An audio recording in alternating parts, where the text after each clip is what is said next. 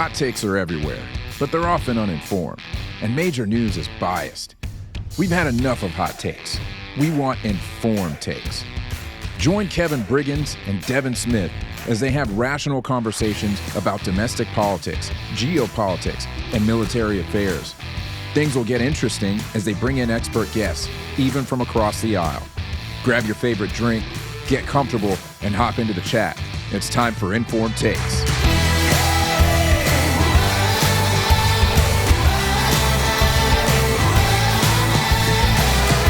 Yo, welcome back to Informed Take. I am Kevin Briggins. He is Devin Smith, and we are glad that you all are back with us again. Man, how you doing? Man, I'm good. I'm recovering from being a little under the weather. The I don't know what it is, but it hit our house. My wife was down, and I've managed to stay up. Just haven't been 100%, but I took me a little nap because I was like, we got to do this show. So that's what's up, man. Hey, for you guys that don't know, hey, is this our first pre-recorded show? It is. I think it is. Actually. Yeah, it is. Man, yeah. So unfortunately, we're not live tonight. We had to pre-record this because Devin got things to do on Sunday. But yeah, we're glad you guys are with us. We got a good show tonight. Something that I've kind of been wanting to talk about, and I think tonight kind of gave us the perfect reason to talk about it, I should say. The Free Press had a great interview this week. Bari Weiss interviewed a guy, I forgot his name, but we'll get to it when we play the video. But Devin and I are going to respond to this interview because this guy said a lot of good things.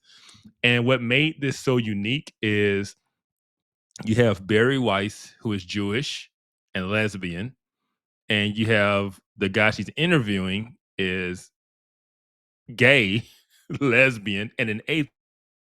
And they're having a conversation around America needing Christianity.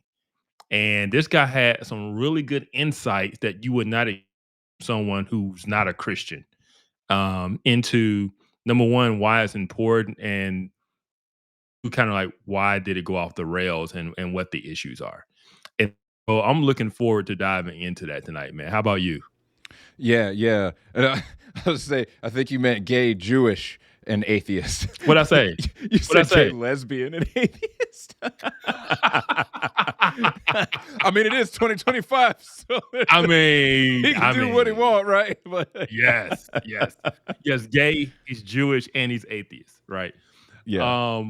But before we get into that, what you drinking on, man? All right, man. You're going to make fun of me, man. You're going to make fun of me. But because I'm recovering from being under the weather, I just got some Rosé tonight, man. It's a total, it's a female drink, man. It's a woman drink.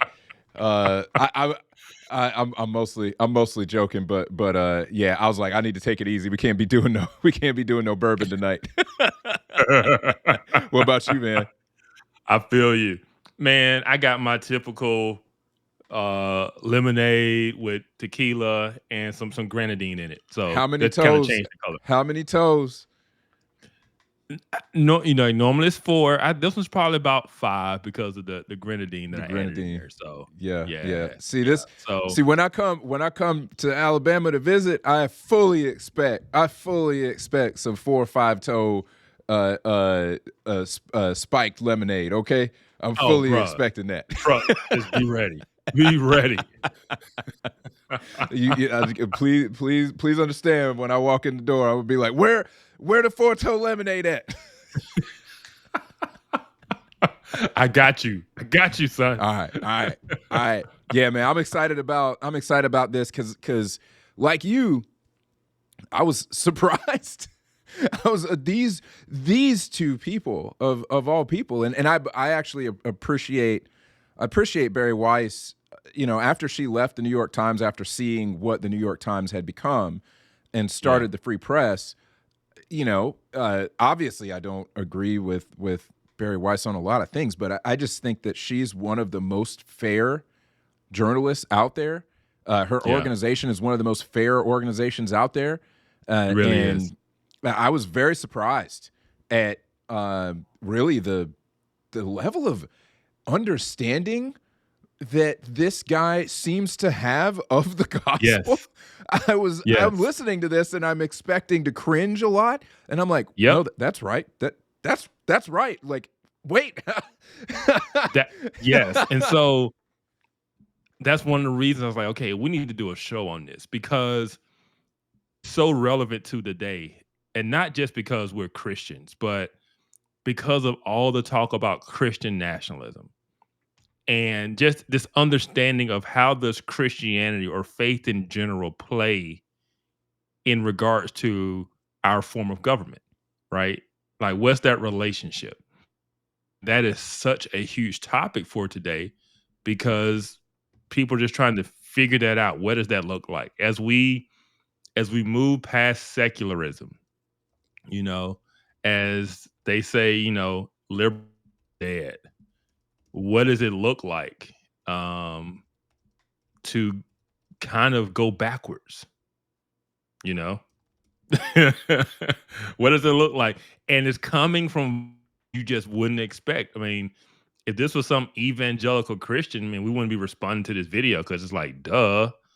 But Right. when you have two people who are not connected to Christianity at all, basically having a political conversation that is about Christianity, and they're both advocating for it, it's just like, okay, this is weird. Yeah, This is weird. I was like, you know what? I didn't expect this from 2025, but I will welcome it. Yeah.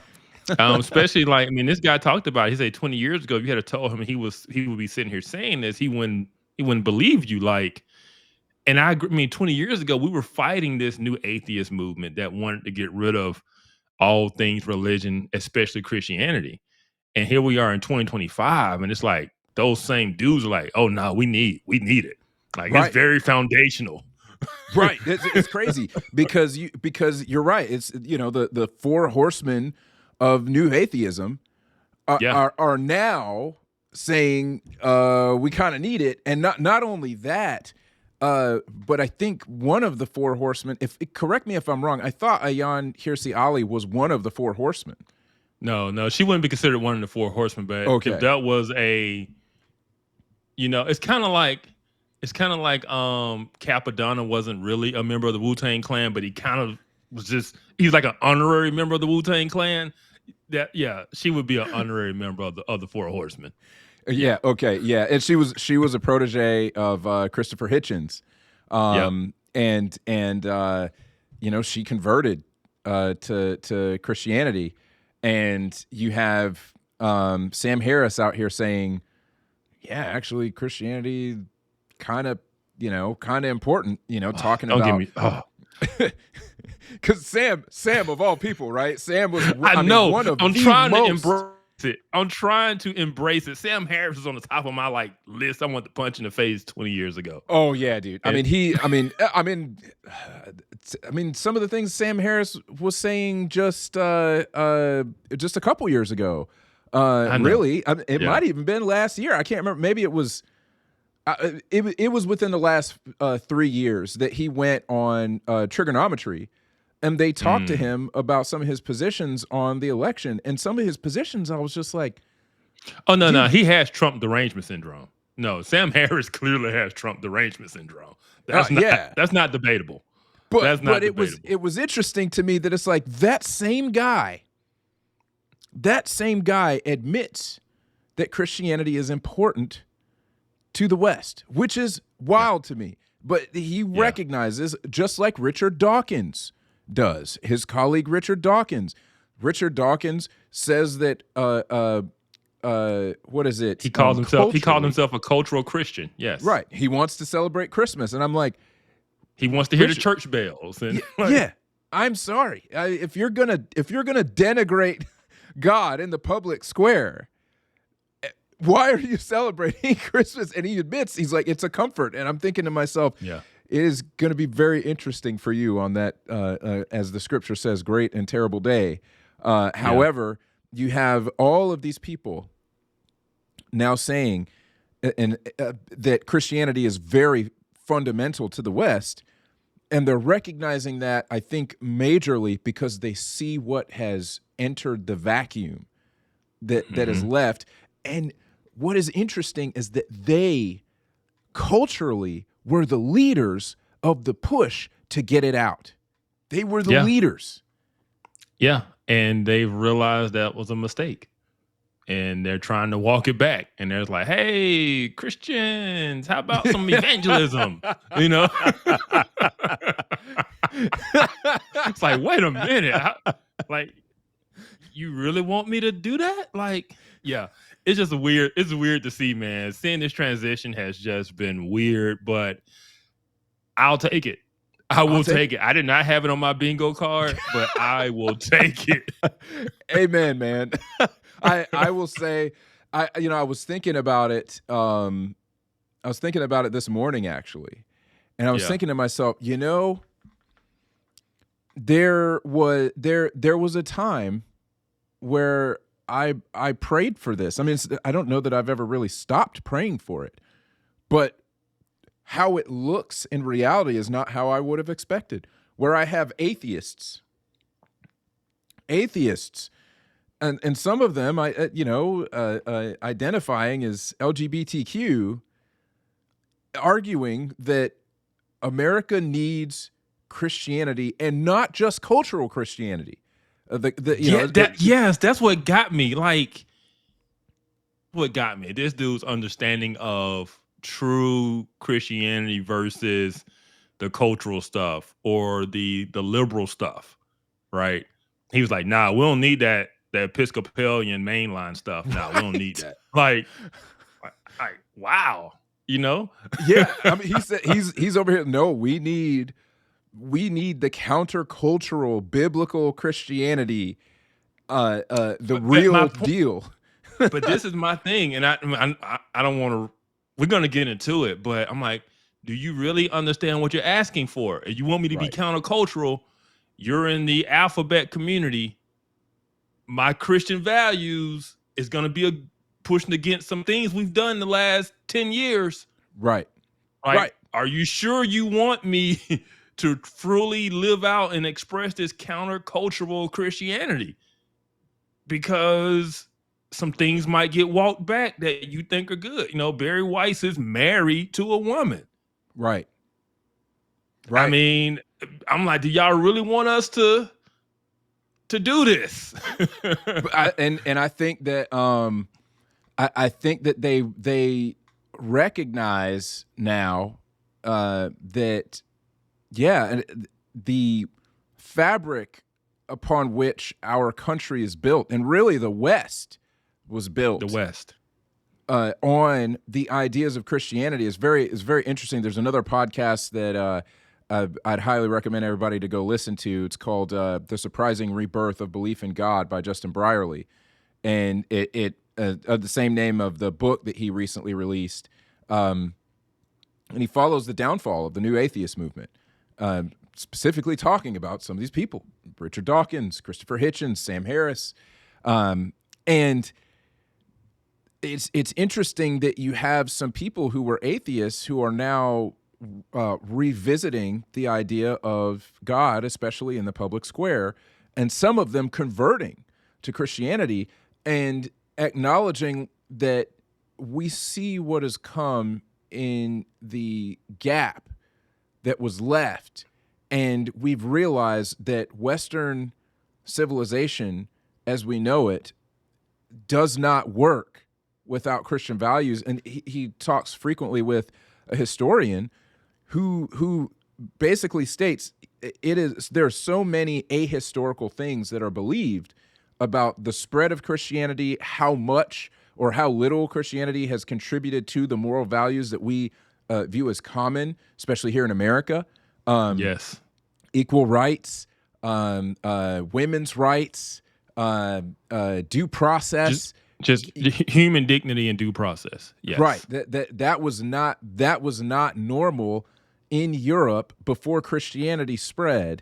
And one of the things that he said that I absolutely love, and it's true, a lot of atheists who say you don't need morality to be, you don't need you to be a Christian to be a moral person, which, we've heard the Sam Harrises and the Richard Dawkins of the world say. He says those people, and I think he specifically called them out by name, do not recognize that they are breathing Christian air. These morals that you're talking about, you have those because you grew up in a Christianized civilization. That's the only reason you think the way you do. This is a political show, and I promise you this conversation is political. Yes. They're going to talk about MAGA. They're going to talk about a lot of things. Yeah. But what you're talking about is presuppositional apologetics. Yes. Yes. Yes. Like where is you hold come from? Like, what is the foundation for those ideas, right? Yes. And what they realized was that they tried to have the ideas without the foundation, right? And they realized that without the foundation, the house falls. That's right. So that's a summary of kind of the conclusion they come to. Is that the house can't stand without the foundation. Like, once you remove the base, and that's my whole thing about the alphabet community, right? Like, they would say, let's just do LGB, right? And this QT thing is crazy. That's too far. It's like, well, once you took out the foundation, like once you cross the line, there's no justification for stopping the line. Right. Like there's just you have no foundation. There's nothing that is based on. There's no ground to say LGB. Yeah, exactly. And what they realize is, and so like if you want to retreat back to solid ground, you're gonna have to give up the LGB stuff. Right. Right. Yeah. Yeah. I mean, that's the way it works. I mean, essentially what you did was you blew up the ground beneath you with a stick of dynamite, and you said you wanted to stop falling without any mechanism to stop you from falling. But there's nothing there, because the reasoning that would stop you from getting to the Q and the T was gone with the L and the G and the B. And there's so many things in society that we can point to where we can say, hey, if you get rid of this fence, if you remove this fence, I'm just going to warn you, there's nothing to stop all this other stuff from happening. And there were people who were calling this out in the 90s, and they said that you're crazy. Oh, you're making a slippery slope argument. And but like, they couldn't refute y'all the don't logic. Understand. Yeah, it's like, no, y'all don't understand what you're asking for. It's like when Bill Maher laughed at Dennis Prager on his show when he said they're gonna men can menstruate, right? And Bill Maher was his guests were laughing at him. I was like, what are you talking about? That's ridiculous. That'll never happen. That's crazy talk. Look, I mean, that was 2019. That was in 2019. It didn't take long, did it? It didn't take long, right? And people have always said, hey, look, you are opening the door for pedophilia. Yep, right? That's right. And what they started saying? Oh no, they're minor attracted persons, right? They start changing the language on it. Like, now they're talking about one of the arguments for the gender stuff, the transitional stuff with kids, is that kids are basically autonomous sexual beings, right? They should be able to choose and know. Like, once you go down that line, it's easy to see where we're going. Yes. Right? You're making the arguments for autonomy and ability to choose. And once you do that, and so it's basic logic, and people don't understand the track the train is on. It's like, that's the track is on. There's nothing to stop it. That's just the direction it's going. It doesn't take any great wisdom. It's like, this is the track the train is on. This is the station it's pulling up to. And so we've been calling it out, and I think we've been right enough to where people have said, okay, maybe they're right. Maybe there's something to this. And that's what they're starting to say and see, because you have to have a moral standard based on something. Right. And when you remove what our entire history on, you can't continue with that if you blow up the foundation. And so you're starting to see that. And so let's get into this interview because it's really good. We did a lot of intro, but this interview is really good. And so I want people to hear it. And even if we don't get all the way through it, I think we can at least get through the meat of it, you know? Totally. Yeah. Let's do it.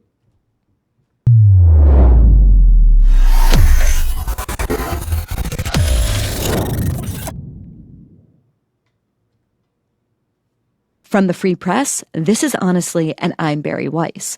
In the past few weeks, we've done 2 episodes on religion. One, a debate, asking if we need a religious revival, and then a follow-up conversation with Ross Douthat, asking how people who grew up in the secular West can actually find faith. Today, I have the last installment of this intellectual and religious inquiry, at least for the time being. It's a subject I'm fascinated by. And today I'm asking a new question, which is, what is the role of religion as a political force in this country? My guest today, Jonathan Rauch, argues that Christianity is a load-bearing wall of American civic life. In other words, the success of our liberal democracy depends on a healthy Christianity to support it. And if that Christianity falters, the American project will falter too. We get into why that is in this fascinating conversation. It's also a very interesting subject for a person, and this is Jonathan, who happens to be an atheist gay Jew. And Jonathan doesn't just say we need to embrace Christianity. He goes a step further. He says that Christians need to look in the mirror and reconsider how Jesus would approach American politics today. Jonathan Rauch is a senior fellow at the Brookings Institution, and he just wrote a book called Cross Purposes: Christianity's Broken Bargain with Democracy. I ask him about the breakdown of religion, and Christianity specifically, and the impact it's had on our culture and on our politics, and fundamentally on our democracy. We talk about the religious and political forces that shaped our founding and that also shaped our present moment. Things like MAGA, the evangelical movement, and their marriage to Trump specifically. I ask him about how Christianity, in his view, became a kind of consumer good and how this change threatens Christianity itself. We also talk about the rise of Christian nationalism, the threat it poses, if that's been overstated, and most importantly, how we can restore health in American political life. Stay with us.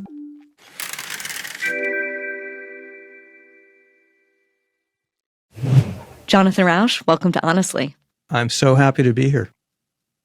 All right, Jonathan, you are an atheist, you are a Jew, and you are a gay man. And yet right now, you have just published a book that makes an argument for the value of Christianity. As my people would say, it's a pretty chutzpahdik thing to do, kind of the epitome of chutzpah. So explain yourself. Why is this the book that you wrote? Bari, if you had told me 20 years ago that this would be my project in life, I would have sent you for drug testing. 20 years ago, I was in the camp that said America is secularizing and isn't that great. Religion is divisive and dogmatic, and we're going to have less of it. And we'll be like, I don't know, Sweden or Denmark, we'll be Scandinavia, we'll be just happier. I was completely wrong about that. It's been the biggest mistake of my intellectual career. The dumbest thing I ever wrote was a 2003 article in The Atlantic, in which I celebrated what I called apatheism. So what I was right about back then was that Christianity was caving in. The second of 2 big waves of secularization was loosed upon the land. What I was wrong about, all the indicators went south on things like loneliness, depression, anxiety, social connectedness. You also saw the increase of polarization because people began infusing their political identities with a kind of almost religious zeal. In fact, not almost religious zeal, out and out religious zeal. And then you started to see politics infecting the church. So people were coming to church and demanding that their pastors engage the culture war in partisan politics. And this produced a train wreck of a mashup in which it's harder for democracy to cope without the support that it used to get from Christianity, and it's hard for Christianity to cope with all the pressure it's getting from politics. And here we are. Okay, in this new book of yours called Cross Purposes, which is a wonderful title, you ask a simple question, which is, pause 1 second. why has America become Yeah, because I don't want to go too far without commenting on it. One of the things he talked about that I've said before too is I use the term Republican, but at the end of the day, it's really Christians and evangelicals in general. The what has held up the norm and the standards has been Christians, right? The political left has been, in my mind, abandoned the values and principles and the belief in the system, right? It was always the Republicans that played nice, no matter what the Democrats did. Republicans played nice, went along. We believed in the values, we believed in America, we believed in the system, right? Changed after COVID. And once the political right, once Christians were like, all of this is jacked up. We can't trust any of this. Once Christians lost faith in the system, that's when it got bad. And I should say that's when it got bad. In my mind, that's when we begin to head down a bad road, a dangerous road, where neither side believes in the experiment that is America, right? The left has always wanted to progress, revolutionize, right? And now the right is like, it's the Jewish conspiracy that we need to, like, it's just going off the rails. And it's because Christians have somewhat dropped the ball in terms of our responsibility to uphold this. Kind of like what we always talk about, like, conservatives aren't conservative anymore. What are we conserving? You know? And that's kind of what he's pointing at, is this kind of, we've abandoned the system to a degree. And I'm talking in general, of course. We've spoken out against those movements, that are kind of spouting that type of rhetoric, But yeah, I thought it was interesting that he pointed that out. Yeah, I think that it is very instructive that he's observing now that, because I called this back in 2016, that the left's religion is their politics. Their politics is their religion. It replaced religion for them. And it's another example of the fact that we're going to have these presuppositions. We are going to have we have to define right and wrong by something, and it has to have bearing on other people. So it's one of the things that whenever I'm having a political discussion with somebody where they're like, oh, well, you can't legislate morality, and I'm like, I understand part of what you might mean. You're at least half wrong. Because every law is in some way legislating morality. It is based on moral presuppositions. For instance, that murder is wrong. The Sam Harrises of the world try to claim that you can have laws that do not reference a religious morality by looking at, kind of taking the secular humanist view of what creates the most the good for the most people, most good, or the most well-being, the most flourishing for the most people. That has its own downfalls, because we can fall into traps like, if we just pulled a Thanos and killed half of humanity, then everybody'd be living pretty good. And that creates the most good for the most people. So If you arrive at that conclusion, Yeah. And the Russian and the Chinese communists had that same thought process. Right. Right. They thought they were doing the greater good for the most people. Right. And it led them to murder millions. Yes. That's exactly right. You're exactly right. And it blows my mind that he doesn't see the folly of that argument. It's an incredibly, just thoroughly disproven argument that you can arrive at an agreed upon morality by some ethereal idea of what it creates the most flourishing or the most good for the most people.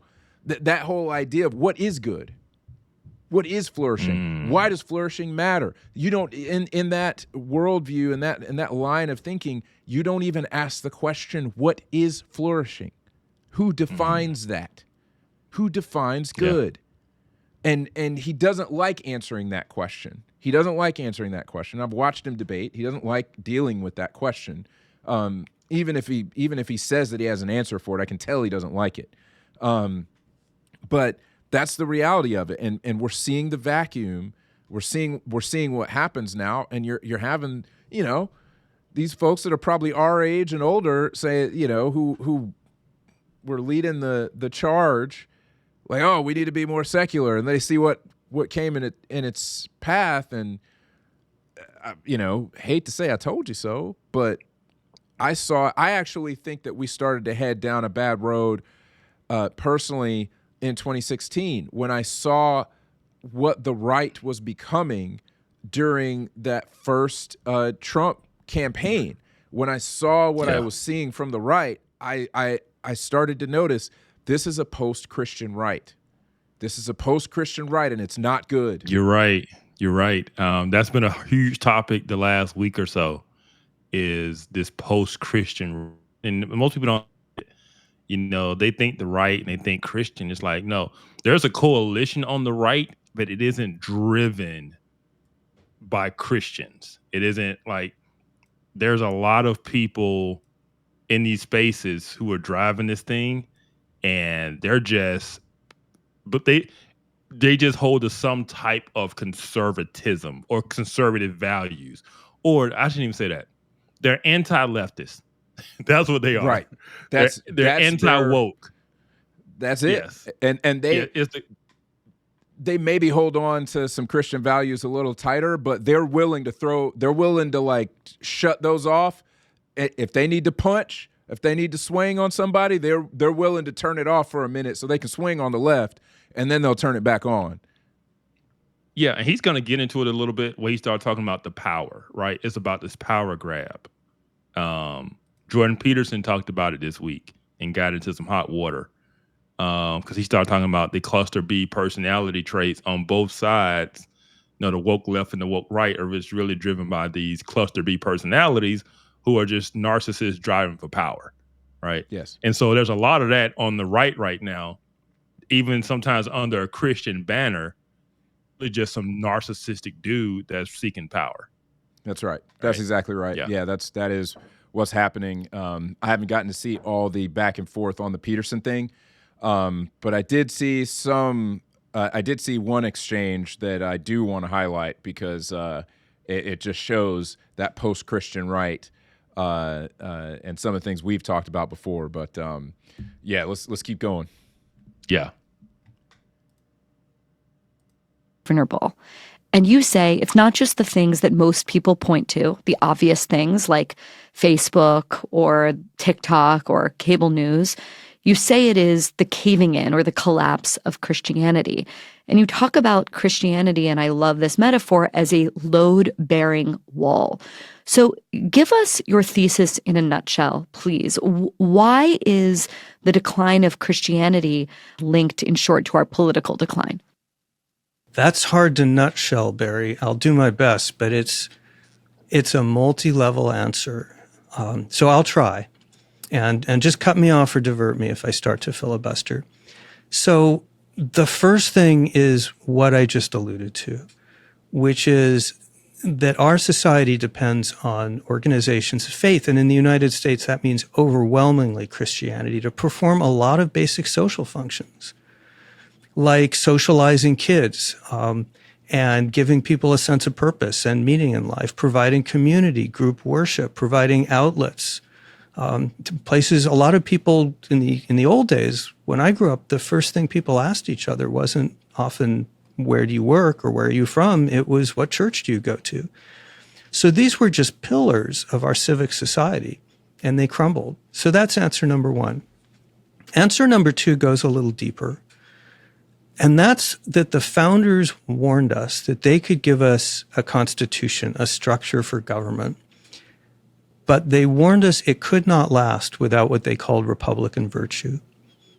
And they said to get that, you need to go to civil society. And by that, they meant, of course, family, community, schools.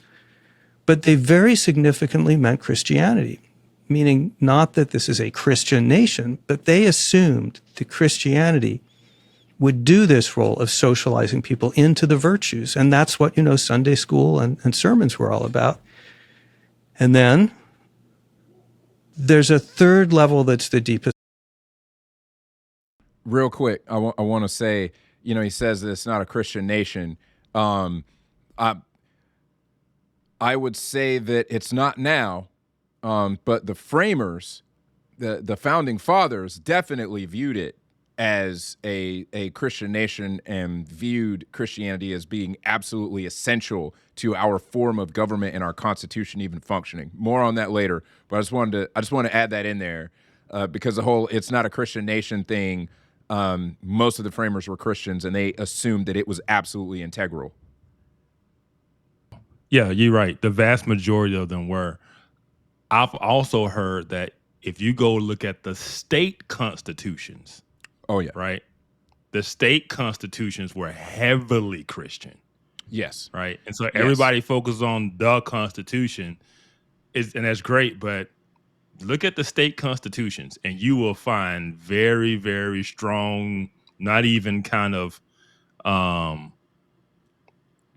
it's not even kind of like hidden language. It's like very explicit Christian language in these state constitutions. And so there was a very wide understanding that America was not a Christian nation in terms of, well, yeah, I guess, yeah, a Christian nation. I mean, there's nuance to that. Like when people think Christian nation, sometimes they think of like you force everyone to be a Christian, and if you're American, you're a Christian. Like, no, that's not what they're saying.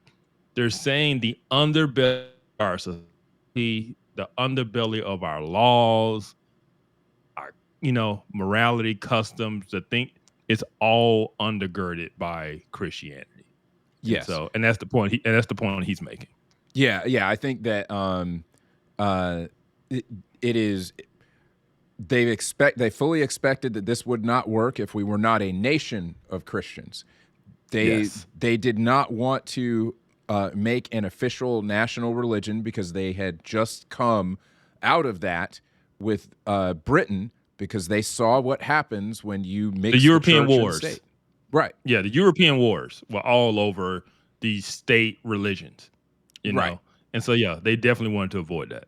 Yeah, they knew what happens when you allow when you say that you have an official church, the Church of England. Well, what's going to happen? Well, the king's going to, if the church has some say then over what happens with the state, then the state is going to want to try to control the church so that it has more power over its own direction. That's what happened. The king wanted to, command what happened in the church so that he could make sure that it didn't mess with his power.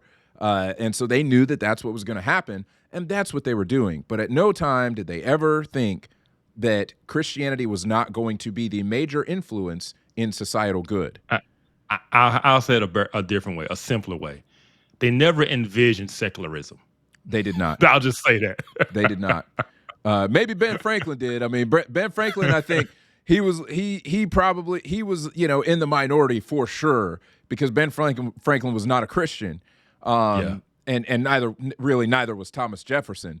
but He's a deist. he was basically a deist. Yeah, they never envisioned America working as a secular nation, and they said as much. Again, more on that later. But I just want to insert that there, because when people hear we're not a Christian nation, they can think about it certain ways, in the sense that we do not have, and I don't think it's good or smart to have an official national religion. Absolutely not. Right. But they expected it to be a nation of Christians. Yes. And this one goes really deep. And for an atheist, it's a little hard to admit, but I think it's true. There are two absolutely core questions in human existence that secularism cannot answer, but that religion can. And the first is, why am I here? Is there a transcendent meaning in my life beyond just being a clump of protoplasm that appears one day and disappears the next? And the second is, what is good and evil? What is morality rooted in? That's more than just kind of a Nietzschean personal will to power. We seculars can't answer that. We rely on religion, and that means Christianity to do that. And we need that. We need that support. Okay. Before we get to the deepest level, I want to stay on the second level for a minute, because the point you make on the founders, I think, speaks to a kind of revisionist history that many of us who grew up in secularized America were taught. And that was basically the Pilgrims fled to America. They fled from England to escape religious persecution, and they founded the colonies and they founded America on the idea of the separation between church and state. And you say that is far too simplified. Can you explain what that story that I think many of us were taught, that essentially backfilled history in order to make an argument for the secular present, what that misses about the founders' worldview and their conception of the role of Christianity in America? Yeah, I should say in passing, I'm no expert on the pre-revolutionary period, but the Pilgrims and Puritans did not come seeking religious liberty for others. They came seeking it for themselves. They were quite intolerant.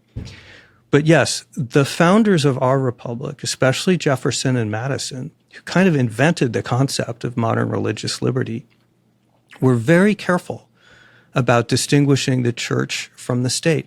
They were called upon to Christianize America, to include the name of Jesus in the founding documents. There's a wonderful new book about this by Jerome Kopolsky called American Heretics, about how the founders had to actually face down some attempts by Christians who were very unhappy that the country wasn't named as Christian. And yes, they believed, I think rightly, that when the church and state intermingle, they both suffer. So all of that we learned in civics is true. Yet it is also true at the same time that the founders had a pretty deep understanding of human psychology, and that their legacy, the republic, if you can keep it, that Franklin spoke of, it's not self-sustaining. It needs outside support. It rests on a kind of social substrate of what they called Republican virtue, but that's things like, in today's terms, being well-informed, being tolerant, respecting other people's rights and freedoms, respecting truth. And these are things that the Constitution itself doesn't teach. So what they were trying to do was draw on the resources of a Christian society, which in those days meant, let's face it, white Protestantism, as the substrate for what they were doing.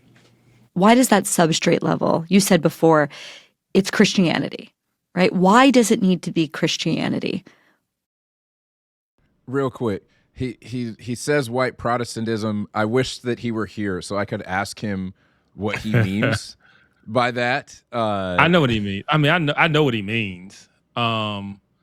Just be honest, when you look at the history of that country, when at the founding, it was anti-Catholic, right? It was European Protestants that were forming it. So you have to look at it from a Protestant. I mean, you're Presbyterian, I'm Baptist. We are from that Protestant worldview. Right. And so, yeah, you have to look at it and understand it from their perspective. It wasn't, like you said, people talk about racial discrimination, all this kind of stuff, but people forget, man, it was not good to be Catholic. Right. Yeah, that's true. That's true. John F. Kennedy being Catholic was a big deal when he became president. Like 1960s. Yep. And so that's true. Yeah. So if you really understand Protestantism, right? Just think about it. The Reformation, being a Protestant, rebelling against the central authority of the Catholic Church, right? And now think about how our form of government is set up to avoid that centralized power, right? I'm Baptist. We really don't believe in centralized power. Right. Autonomy of the local church and the local body, right? Freedom and independence. And so you have to understand that theological societal mindset if you want to understand the foundation of America's, founding principles and documents. Yeah, I think that's it. And it's interesting that the King of England actually called the American Revolution. He called it he called it a Presbyterian rebellion. That's what he called it. See, Presbyterian meant something different back then. I think that kind of colloquially, Presbyterian just basically meant that you did not believe in a magisterium. You did not believe in sort of I almost want to say state involvement in the church, but I know that he didn't specifically mean a denomination so much as he meant a way of viewing power, a way of viewing how the church should be structured, a way of viewing the government's involvement in the state. That's really what he meant and what that term tended to mean. And actually our governmental system actually borrows a lot from the Presbyterian form of church government. The House, Senate, et cetera, actually borrows from that.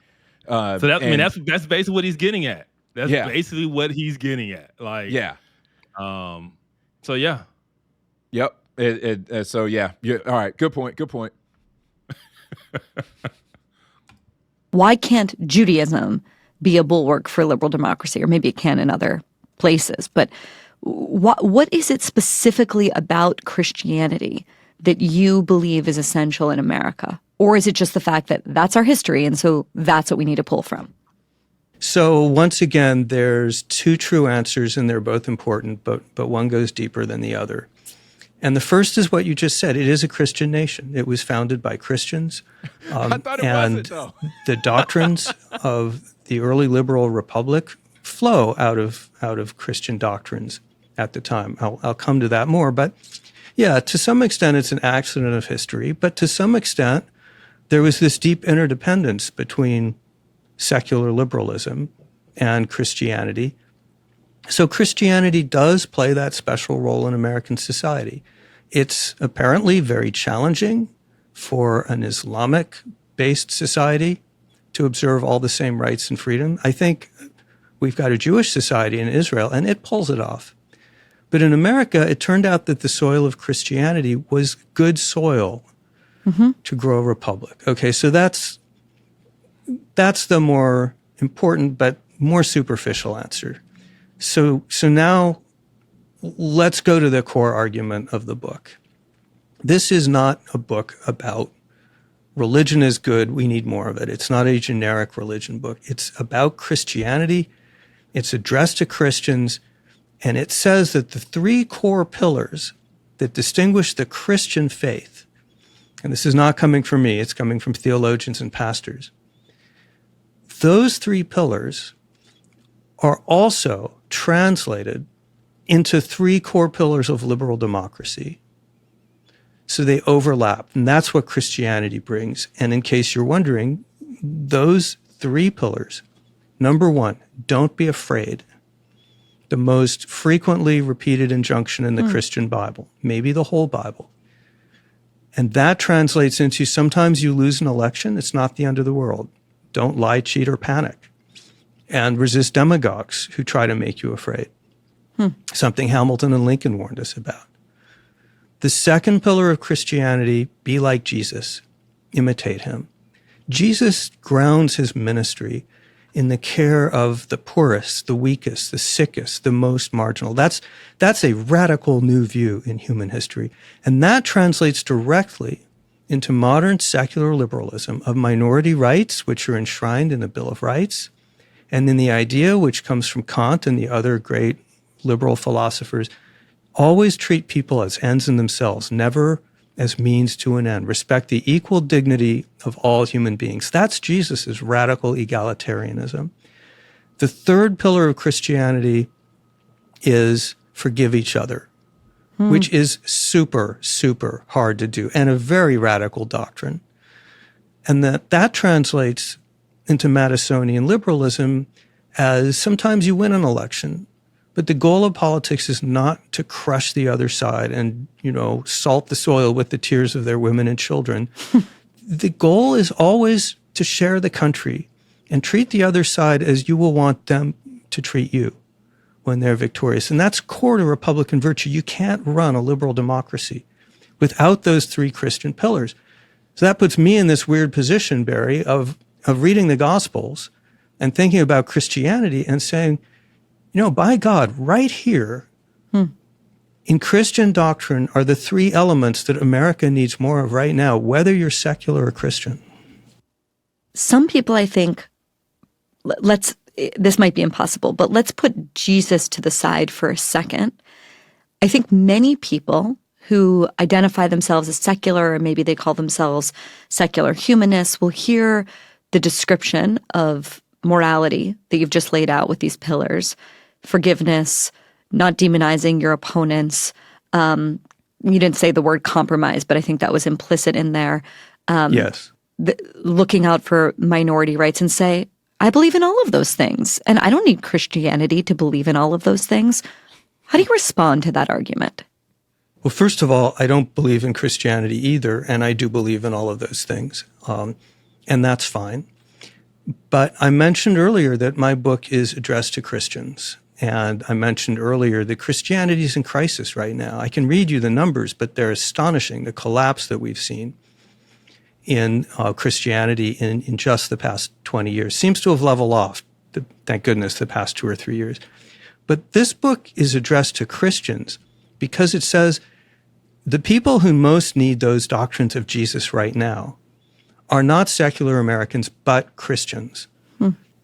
The church has drifted away from those three doctrines, specifically the white evangelical church. And what I'm asking for is for Christians to become more Christ-like and bring that to politics. And as you say, it's pretty chutzpahdik, if that's a word. Chutzpahdik. Chutzpahdik. It's creating the adjective version of chutzpah. People can look up the way that Yiddish functions. If you have to look it up, you'll never understand it. You can chat GPT. Yeah, so he just took. I hate white evangelicalism because it assumes that it's just white people in evangelicalism because we're both evangelicals, Right? So I get what he's saying. It's crazy. It is crazy because there's some truth to what he's saying. But man, and he's gonna get into it. But I'm like, you beat us down. You beat us down, and then when people say, you know what, that's enough, and they leave the teachings of Jesus and say, no, we're gonna fight back. You know what? I'm gonna vote for that Trump guy because he's fighting for us. Like, That's right. That's right. you did this when we were nice and going along. You kicked us down. Yeah. You told us we were horrible, and now you're like, hey guys, you need to go back to those Christian values and virtues. I'm like, it's kind of like you went and shot up the block. You went and shot up the block, and then you realize that the neighborhood wasn't as good afterwards. After you shot up all those people, and you came back and be like, hey, y'all probably should come. Y'all should come back, man. And all these other people are like, man, we're gonna mess you up. Yeah. That. Yeah. That's that. And I'm not saying it's right, but that is the sentiment. Because we talk against it, right? We bring these things up, maybe not on this show, But just in our conversations, other circles we're in, other podcasts I do, we talk about this stuff, right? We talk about the woke right and how far it's drifted and attaching themselves to certain people and certain agendas and the tactics used and the nastiness behind it. No, I get what he's saying. And it's because we've warned about those things too.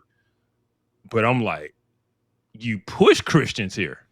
You push them here. Like, I tried to get, like, I didn't vote for Trump in 2016. I really didn't. But man, I understood why so many evangelicals did, even though he was not the character you would have thought would get, 81% of evangelical vote. But I'm like, you push people into a corner, right? The John McCain's, Mitt Romney's of the world, you demonized, right? They were horrible. They were called racist. They were called every name in the book, you know. And so when he put up the nice guy, conservative values, Christian values, y'all hated him, shot him down, demonized him. And then, the 8 years under Obama weren't the best. You passed gay marriage, you forced that, even though it didn't even pass a vote in California. You went through the court system and got that shoved down our throat. And then you start to sue Christians who didn't go along with it. You start to sue bakers and florists and all of this other stuff. And then threatening churches, if they didn't go along, that they could lose their, tax exempt status the way Oral Roberts did when they didn't go along with interracial marriage, right? And so churches are like, and this isn't like, interracial marriage was never a core Christian principle. That was always a false American adoption of Darwinian beliefs, right? That was never Christianity. Sexual ethics is Christianity, though. And Christians are like, we can't move on this. And you can say, well, it shouldn't be tax exempt status anyway. That's a whole nother argument. But the point was, when it comes to universities, Christian universities, and when it comes to a lot of Christian churches, and especially in like cities like New York and places like that, if they had to pay taxes, they couldn't afford, because their land is so expensive, right? So valuable. They would have to close down because they just couldn't afford to pay the taxes. And so they knew that. They knew that. The people who I know. wanted, Trust me, it was definitely a strategy. Oh, yeah. But I'm saying, like, Christians really felt under attack. And in 2016, when Trump came along, I felt that same pressure. And I was like, man, if Hillary gets the seats on the Supreme Court that's going to come open in the next 4 years, it's going to be bad. It is going to be bad. And I had determined that I would not vote for Trump just to avoid persecution, because I wanted to stick to my values. That was how I viewed it. That was my decision. I didn't judge anybody who thought differently.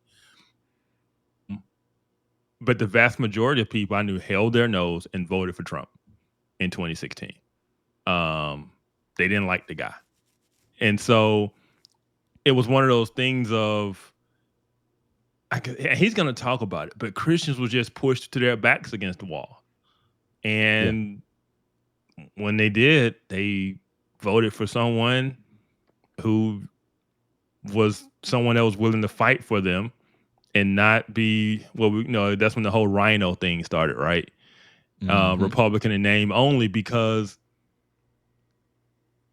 they just wouldn't put up any opposition to people. Christians didn't feel like there was anyone fighting on their behalf, and that the Republicans were just rolling over for anything that the Democrats wanted to do. And so, Trump came along and was the bully that was saying, hey, I'll fight for you. And he won the Christian vote. It's had a detrimental effect. Like you said, you saw it in 2016. I saw it too. And even though Trump's 4 years, he governed way better than I thought he would, I still didn't vote for him in 2020. I'm like, I still can't pull the trigger. I still can't, you know?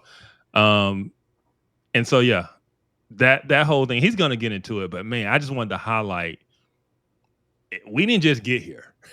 Christians just didn't wake up one day and say, you know what? I just want to be a jerk to everybody. I want to fight. And like, no. Christians got pushed to this point. Yeah, I agree. I didn't want to vote for Trump in 2016. I was highly upset when he won the primary. I still remember when I found out the news. I remember where I was. My coworkers were not Christians. We're not conservatives. They knew that I was both. And when the news came through that he won the primary, they knew. And I was trying to like eat right and all that stuff, man. I went and walked and got me some McDonald's and and they were like, Devin's bad off. If he's eating McDonald's, like he's having a bad day.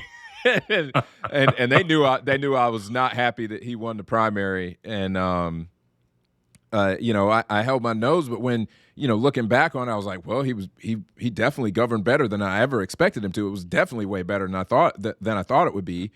And when people ask me after the fact, how could you, as a Christian, or really like during his presidency, even, they asked me, how could you as a Christian vote for him?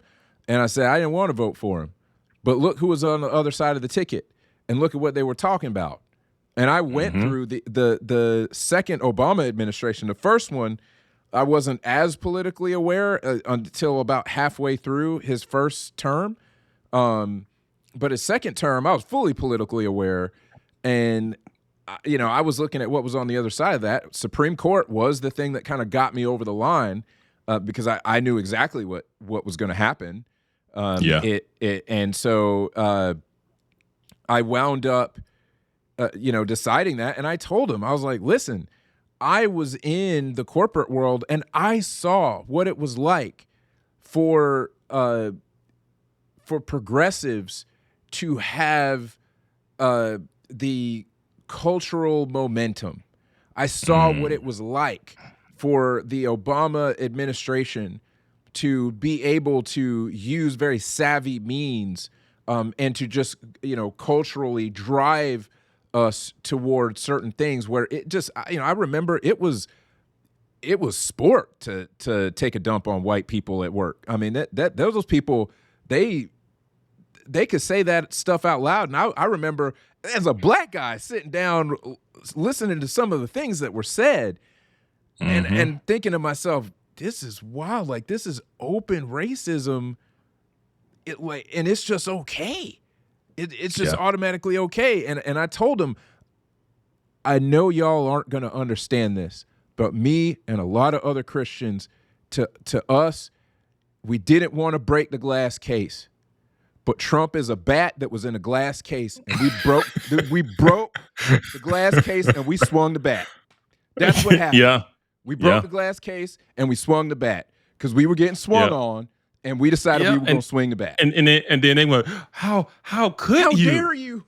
Yeah, it's like, my eye, I got a black eye, I'm bloody, I got the bat in my hand. They're like, how dare you? And I'm like, look at me. Look at me, But man, I try very hard not to turn this to a Christian podcast, but it's just things that remind me. It's like what my mindset in 2016 was: aren't we called to suffer?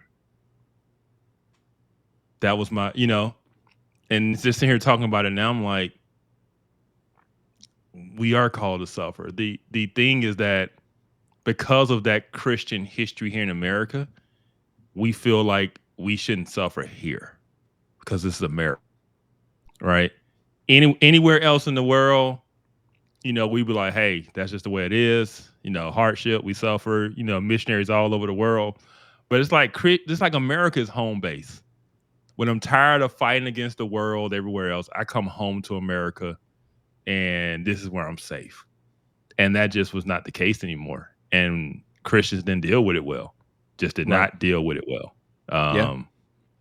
And Yeah. the scripture says we have no lasting city here, and we have to remember that. And I think you're right, man. And I think that my attitude has changed. I actually thought that this was this actually spoke to me, even though there are things that'll come up here that you and I both disagree with that they've said, but it spoke to me in the sense that we have to be that example, even when we're getting swung on, even when we're getting punched.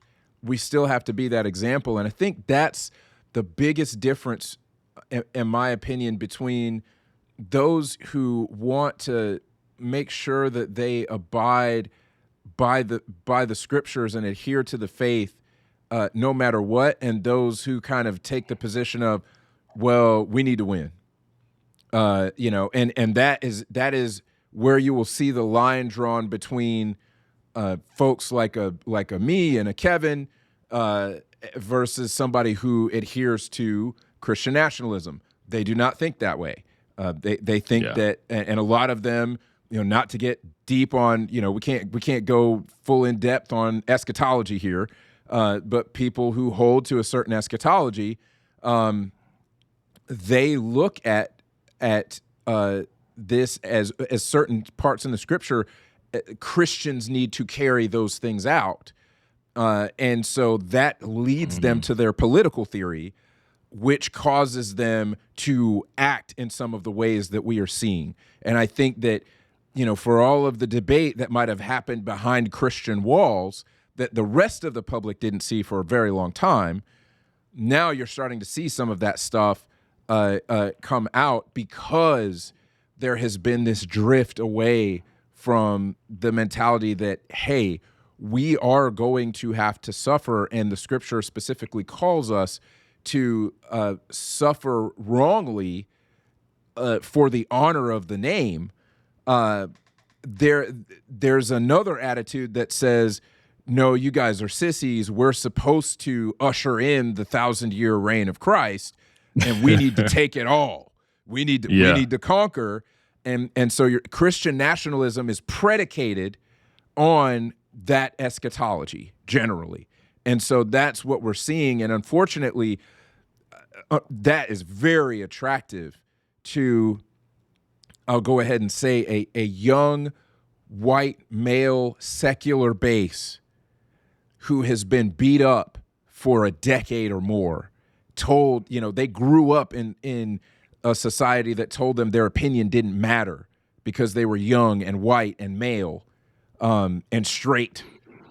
And so this whole we need to conquer it all mentality is very attractive to that person because they've been beat up for so long. And so it's actually interesting because you see a lot of political attitudes that are found in the black community are a result of how black people were beat up for so long. And they've just held on to that. And there are people who have a vested interest in black people holding on to those political attitudes. Now you're starting to see, and again, I called this back in 2016. I said, there's going to come a day when these people stop playing nice. And ethno-nationalism is going to come back in style if you guys keep this up. You keep making it okay to be racist towards white people, and ethno-nationalism is going to come back, and look where we are. Yeah, and so you've pointed it out without saying it. This Christian nationalist movement is heavily tied to this idea of America and white heritage. Yes. Right. Yes. And so that's driving a lot of this because of the woke movement, the woke left, and like you just said, the beat up of the young white straight male. And now they're gravitating to these things. It's like, you don't have to be ashamed of being white. You should be proud to be white. And here's why, right? And they're tying it to, Christianity and the history. And so it's one of those things where there's some truth to it, but it's also falsehood to it. I mean, you're talking about how America was founded white Protestants, right? So yeah, there is some truth to that, but it was never about, the idea of America is not about white. The ideas didn't come from white. The ideas came from scripture, right? And so that's what it's rooted in, but they're tying it to this cultural heritage instead of the real root where it came out of it was the fact that it was a biblical understanding that influenced the culture. That's exactly right. Yeah. Yeah. And that's the problem is a lot of these guys, because they've been bullied. Man, that's a good word. That's a good word. They've been bullied, and they look at it now as I am tired. I'm tired of being bullied, and hey, my heritage is pretty dang good. How about yours? Yours doesn't look that great. That's now some of the stuff that we're seeing. Yeah. And he's right, and he's right in that second pillar of that's not being like Jesus. It's not. And so all right, hit play, man. Hit play. All right. Okay, let's dive into why religion has declined in America, although later in the conversation, I think that there are some very, very interesting, you could call them green shoots, you could call them developments about the sort of revival of Christianity in America and beyond. But let's stay for a minute on the premise of your book, which is the decline of religion and how Christianity in America has drifted away from the three pillars that you just laid out.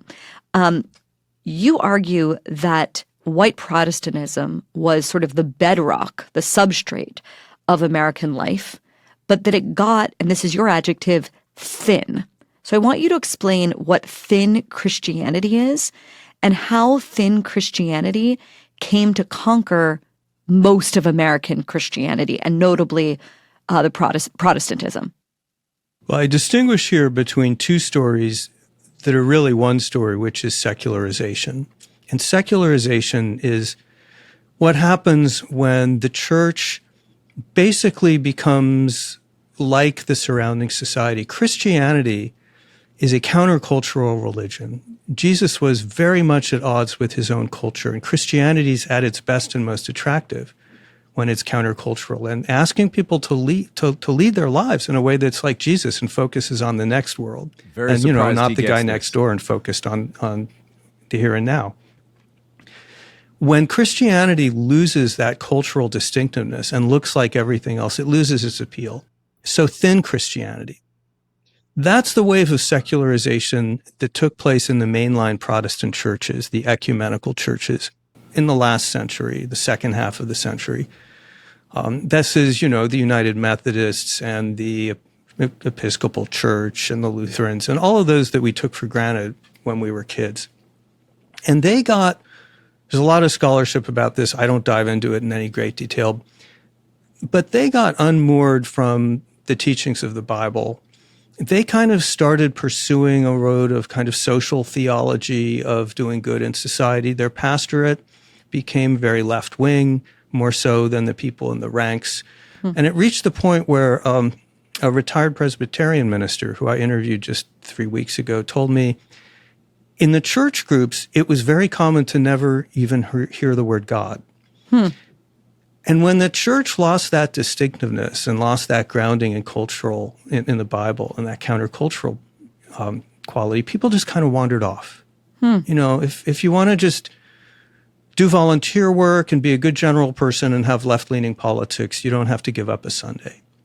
And that's the thin church, when it becomes too thin to support the cultural teaching.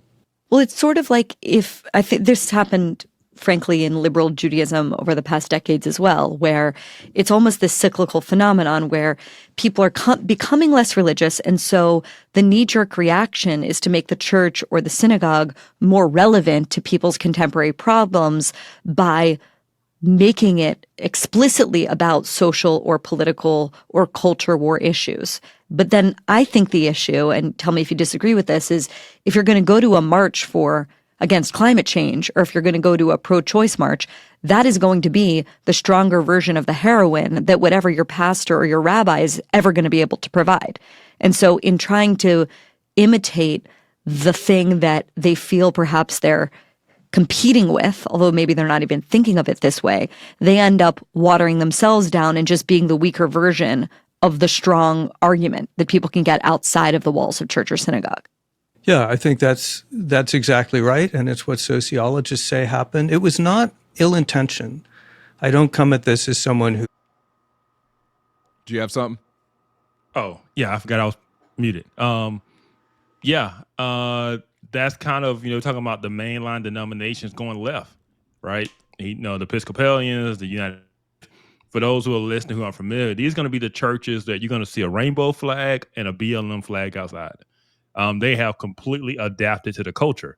And so if they're no different than the secular culture, why do you need to go to church, right? Like they're saying, like, they're just a weaker version of what you're going to Antifa rally or the BLM rally. Like that's going to be a much more kind of enticing experience and social club to be a part of, more so than the church. Why do you need the church if they're no different than the culture? And that's what happened to the mainline denominations. I will say this because a lot of people don't know this. Even the Southern Baptist Convention went that way. There was a conservative resurgence in the early 90s and within the Southern Baptist Convention that shaped the Southern Baptist Convention we know today, right? The SBC, all the seminaries. He talking about the rank and file, the leadership, not necessarily all the members, right? All the seminaries were liberal, right? All of the bigwigs, they were liberal. And then in the 90s, there was this early 90s, there was this conservative resurgence, even within the Southern Baptist Convention, that turned the ship back to biblical Christianity. They had to affirm some things like the inerrancy of Scripture and all of these types of things. Al Mohler, Southern Baptist Theological Seminary, and ran out all the liberal professors and all. And so when he talk about how this kind of took over the majority of in America, he's not wrong, because even the Southern Convention went the way of the culture because it was so beat down from secularism from the 1960s. So.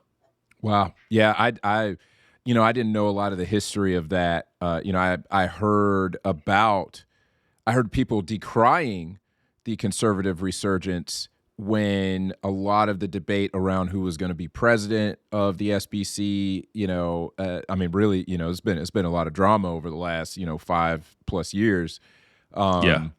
And so I was hearing people back and forth talking about this, and really me just, as a Presbyterian guy, sitting back watching this fight happen on Twitter mostly. But even your Presbyterian guys went that way. Oh, the PCA started in the 1970s, right? I think it's the 60s. I want to say it's the 60s, but it might have been the 70s. It broke away from PCUSA because PCUSA to this day is super liberal. Right? Oh, 100%. Oh, yeah. So the PCA had to pull out. And so my point is that, like, he's right. And most people don't understand how most Christian denominations, even the ones we view as conservative today, went down that road of leftism. And it was only kind of a remnant of conservatives that were able to maintain and uphold. And that's where you get the Southern Baptist Convention of the day. You get the PCA. And some other smaller denominations, but the vast majority of Christian denominations are super left. Dude, it's kind of funny. You actually had to remind me real quick that the PCUSA even exists, because the way when I hear Presbyterian, for the most part, when I'm talking to somebody like you, that one it doesn't even enter my mind, because I was just like they ain't real Presbyterian. Look, if I pass by a Presbyterian church, I'm like, and I see the sign, it's like PCUSA, I was like, oh, yeah, get disappointed. Same. Yeah, when I'm passing, same thing happens. I'm looking for the logo, and if I don't see it, I'm like, oh, maybe they're PCA, But yeah, he's absolutely right. The drift towards liberalism, especially theological liberalism. Yes. Every denomination that you see drift towards theological liberalism, which political liberalism either precedes or proceeds it, they decline. Their membership declines. Those churches start dying. 100%. And this is what we've seen in America, that there's so many denominations, these mainline denominations, who have gone that way, and they've declined. Now we're starting to see a resurgence of people considering faith again, and it'll be interesting to see how that plays out, where they go. We're seeing people going to the Anglican Church.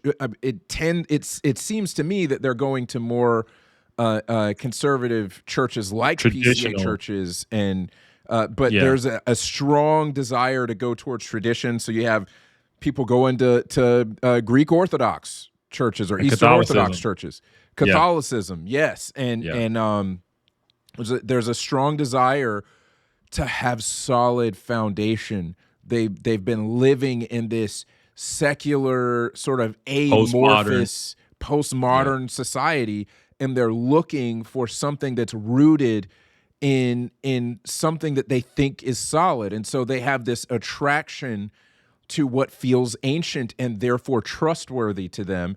Even if they don't really understand the theology, they're just like, hey, like this new stuff ain't working. Maybe we need to go back to the old stuff. The older it feels, the better. Like that's kind of the logic. When you walk into a place and there's no confusion of what a woman is, right? That's kind of the standard. The bar is real low, right? Yeah. Do y'all know what a woman is? Yeah. Okay, great. Where do I sign up? Yes. I mean, I'll say that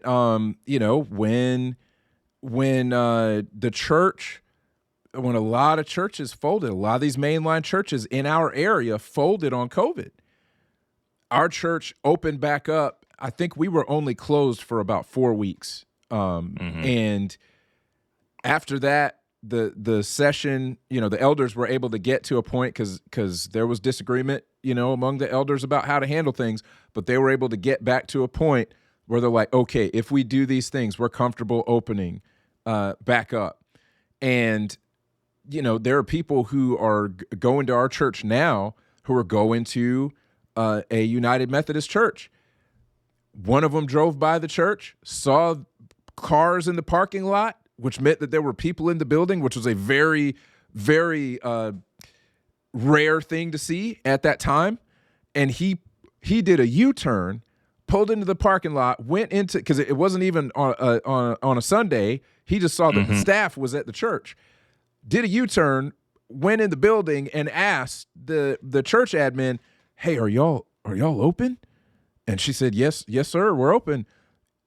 Y'all having services on Sunday? She said, yes, sir. Can I come?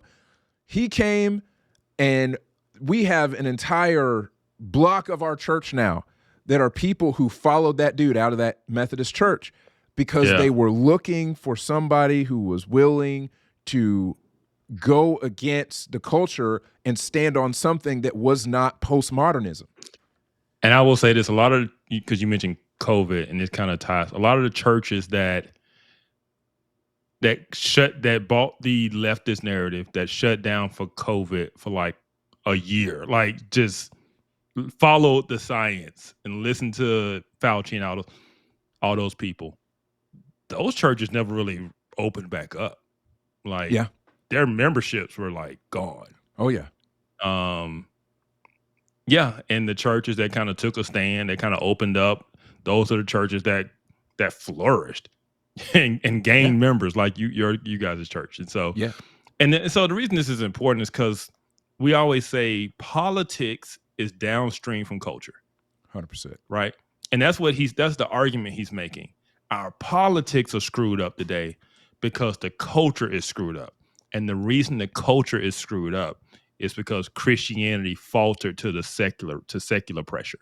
100%. Right? That's his whole argument. Yeah. Very well stated. Couldn't say it any better. That was very well stated. Believes there were a bunch of left-wing activists and wokesters who took things over. It came out of a genuine desire to be relevant to today's Americans, but I think it misjudged what Christianity, again, I'm being pretty chutzpahdik here, but I think we've coined a permanent new phrase. But I think it ran counter to the appeal specifically of Christianity, which is countercultural. I mean, think about it. This is a God who dies in the most painful way, in the way slaves are punished. This is not something that's like the rest of society or our everyday assumptions at all. So, correct me if I'm wrong, but thin Christianity is Christianity that has essentially been watered down. And this can happen on the right or the left, but has been watered down and sort of refashioned in order to, and from a well-intentioned perspective, to speak to the political and cultural zeitgeist, but in effect leaves the true message and the true pillars of Christianity behind. That's the thin version of Christianity. You also write in the book about what you call sharp Christianity. And sharp Christianity, I think you would argue, typifies what has happened in the evangelical world. Talk to us about sharp Christianity and what makes that different from thin Christianity that has perhaps typified the Protestant world. I mentioned two waves of secularization. And they're both secularization, but they're very different in the way they instantiate. The story in the late 20th century, the world that I and you grew up in, is the mainline churches are dying because they're not culturally relevant. But the evangelical church is growing and thriving because it is still countercultural on things like sexual mores, homosexuality, abortion, things that I disagree on, but that do distinguish it from the culture. And it is biblically rooted. You cannot go to an evangelical service and not hear many quotations from Jesus and a lot of talk about God. What we didn't realize would happen was the second great wave of secularization, which comes in this century just over really between the period of 2000 and 2020, and that's the rapid decline in the evangelical church. The percentage of people who define themselves as Christian between 2007 and 2021, that's, only 14 years, it drops by 15 percentage points from 78% to 63%. And where did they all go? They go to no religion. And where are they coming from? White Protestantism, almost entirely. Catholicism's been pretty stable. And so what happened there? The sharp church. Starting in the 80s and then on into the 90s. No, let him finish the thought, and then I'm going to say, finish the thought. You begin to get a large migration, a large movement of white evangelicals into partisan politics. And they kind of approach it with a gamble that if the church gets into politics, partisan politics, that politics will be affected more than the church, and then they lose that gamble. In this century, the white evangelical church becomes almost indistinguishable from the Republican Party in terms of its views on things, in terms of its voting behavior. By the time of John McCain, it's voting 80+% for every Republican presidential candidate. And then that turbocharges under Trump. And so as that church gets more and more politicized, people who are not there for politics, again, you can do politics without giving up a Sunday morning, they begin to drift away. And as Russell Moore, the editor of Christianity Today, says, a lot of the public begins to perceive hypocrisy in the church. They say, wait a minute, Pause. This is where he doesn't understand evangelicalism and what happened, and why you have so many nuns. It had absolutely nothing to do with politics. Absolutely nothing to do with politics. You know why the evangelical church was hit so hard in this 20-year period he's talking about, right? 2007 to the hit so hard is because of the new atheist movement of the early 2000s, right? The new atheist movement. So many young people, especially once they went to college, and they started to get this new atheist movement, these arguments, and a lot of these kids were just raised in Christian environments and Christian homes, and they might have been raised in church, but not taught a whole lot of theology or why they believe what they believe. And then all of a sudden they got challenged by these new atheists. And these kids were walking away from the faith because they was like, I couldn't answer these questions. Christianity doesn't make any sense. It's stupid. It's unintelligent to believe in it. And that is why they were walking away. And that's why they became nuns. They didn't. Had nothing to do with politics. Had everything to do with the new atheist movement. And that is why I find it so ironic that the new atheist movement is now coming back and saying, "Oops, our bad." Yes. Right? Yes, it is. It is very ironic. I will say that the new atheist movement would not have had.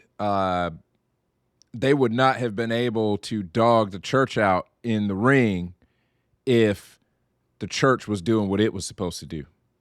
And my issue, and like, you know, my experience of a Southern Baptist church was, because I never encountered Reformed Baptists until I became a Reformed Presbyterian. But my experience of your typical Southern Baptist church is the problem that really these kids have, is that they grow up in a Reformed Baptist church and they are told about Jesus and God, but the theology is not Reformed Baptist. Not Reformed Baptist, Southern Baptist. Yeah, so just a traditional Southern Baptist church. Traditional Southern Baptist church, you know, the kind that the Babylon Bee will make fun of all the time. And they make fun of everybody, you know. They do a pretty good job of hitting everybody. But, you know, when they make fun of the youth pastor, when they make fun of the people, I mean, you'll hear preachers talk about, your traditional Southern Baptist church, and you know what time it is by how full the buffet line is on a Sunday. you know the church just let out, and you know, is the meat and three line full? But the problem was people were not learning the intricacies and a systematic theology. It just became very, very watered down, just very surface level. So level. Yeah. And so it became very cultural. And one of the things that I would always used to say when I would do evangelism on the street was the problem in the South. Everybody thinks they're a Christian. Everybody in the South thinks they're a Christian. And they talk about, you know, I grew up in X church, and it's always a Baptist church. They always talk about Baptist church. And because that's, you know, I could throw a rock in South Carolina and hit 3 Baptist churches before the rock hits the ground. Mean, you know, that is what it is. It's not, I'm not saying it's a bad thing. It's just, you know, you find more Baptist churches in the South, you know? Yeah. And they grew up not really understanding why they believe what they believe. Their churches were not teaching them that. And so they went to college, like you said, in that 2000 to 2020 period, and they wound up encountering somebody who had spent a great deal of time in thought and had a philosophical position that was not actually solid, but it was way more worked out than what these kids came out of church with. And what happened? They're like, well, doesn't make a whole lot of sense, and my pastor can't answer it for me. Yeah, I had conversation with a guy who left the church, and he talked about what that experience was like, and they just treated him like he was a rebellious kid, or he asked too many questions, and they couldn't answer his intellectual questions, and so he walked away from the faith for a while. Yeah, and it really came down to the fact that when you're in the South and you're in these churches, you're in this Christian bubble, all of your friends are Christian, everybody around you is a Christian. There was really no thought to, we have to prepare these kids to go outside the bubble, right? And then when these kids did, they were so vulnerable. Their faith was so thin and surface level, to where they were confused and all this type of stuff. They were embarrassed. And so and a lot of these pastors didn't have answers to a lot of these questions were new. These new intellectual, questions. And when you got people like Richard Dawkins and Sam Harris and Christopher Hitchens, very intelligent dudes making these arguments that sound so good, and then you got your country bumpkin pastor, who you listening to? Like, they're just seeing it was just a disconnect of intellectual ability, and then that's when you start getting the intellectual Christian starting to answer and come to the forefront, right? Right. And start doing that work, and people are like, oh, okay, all right, I got it, you know. But you were talking about your stereotypical Southern Baptist country bumpkin traditional church, where it's got vacation Bible school, Sunday school, you know, you go to church on Wednesday night, you know, and potluck. it's just the culture, but they weren't really preparing these kids with doctrine and, you know, just really helping them understand what they believe and why they believed it. Because why would you do that when you're just in this bubble of Christianity, you know, where everybody's just a Christian and everybody, you know, goes and watches football on Friday nights and Saturday. Like that's just the culture. But man, these kids went outside of it, man. They got to these universities, and it was like, oh man, these universities aren't really welcoming places for Christians anymore, you know. Right. And so that's what really led to the decline within the evangelicalism to the nuns. It was not about Christians being too tied to the Republican Party because of the reasons why Christians were tied to the Republican Party. That was really no on the left. I mean, the Democrats had really decided on cultural issues that they were going to side with the progressive left. Right. And that was just it. And so, and so that's it. It's kind of hard to just look at two options when you only have one. Exactly. That's the biggest thing when he says, oh, the church becomes indistinguishable from the Republican Party on so many issues. And I'm like, what else would the church do when the Democratic Party has literally been pushing further and further towards atheism? They removed God from their platform at all. They would say the pledge. Remember they would do the Pledge of Allegiance, and then when they would say one nation, and then blank. They wouldn't say the under God portion. I'm like, oh my goodness. So like, as a Christian, what do you want me to do? What am I supposed to, where am I supposed to go? You people clearly don't agree with my fundamental worldview. And like Kev said, you got to remember, politics is downstream from culture. Culture is downstream from theology. And everybody's a theologian. The question is whether you're a good one or a bad one. That everybody has an opinion about whether God exists, why God exists or not. Everybody has an opinion about that. Everybody's a theologian. It's just a question of whether you're a good one or a bad one. And your politics are downstream of your theology.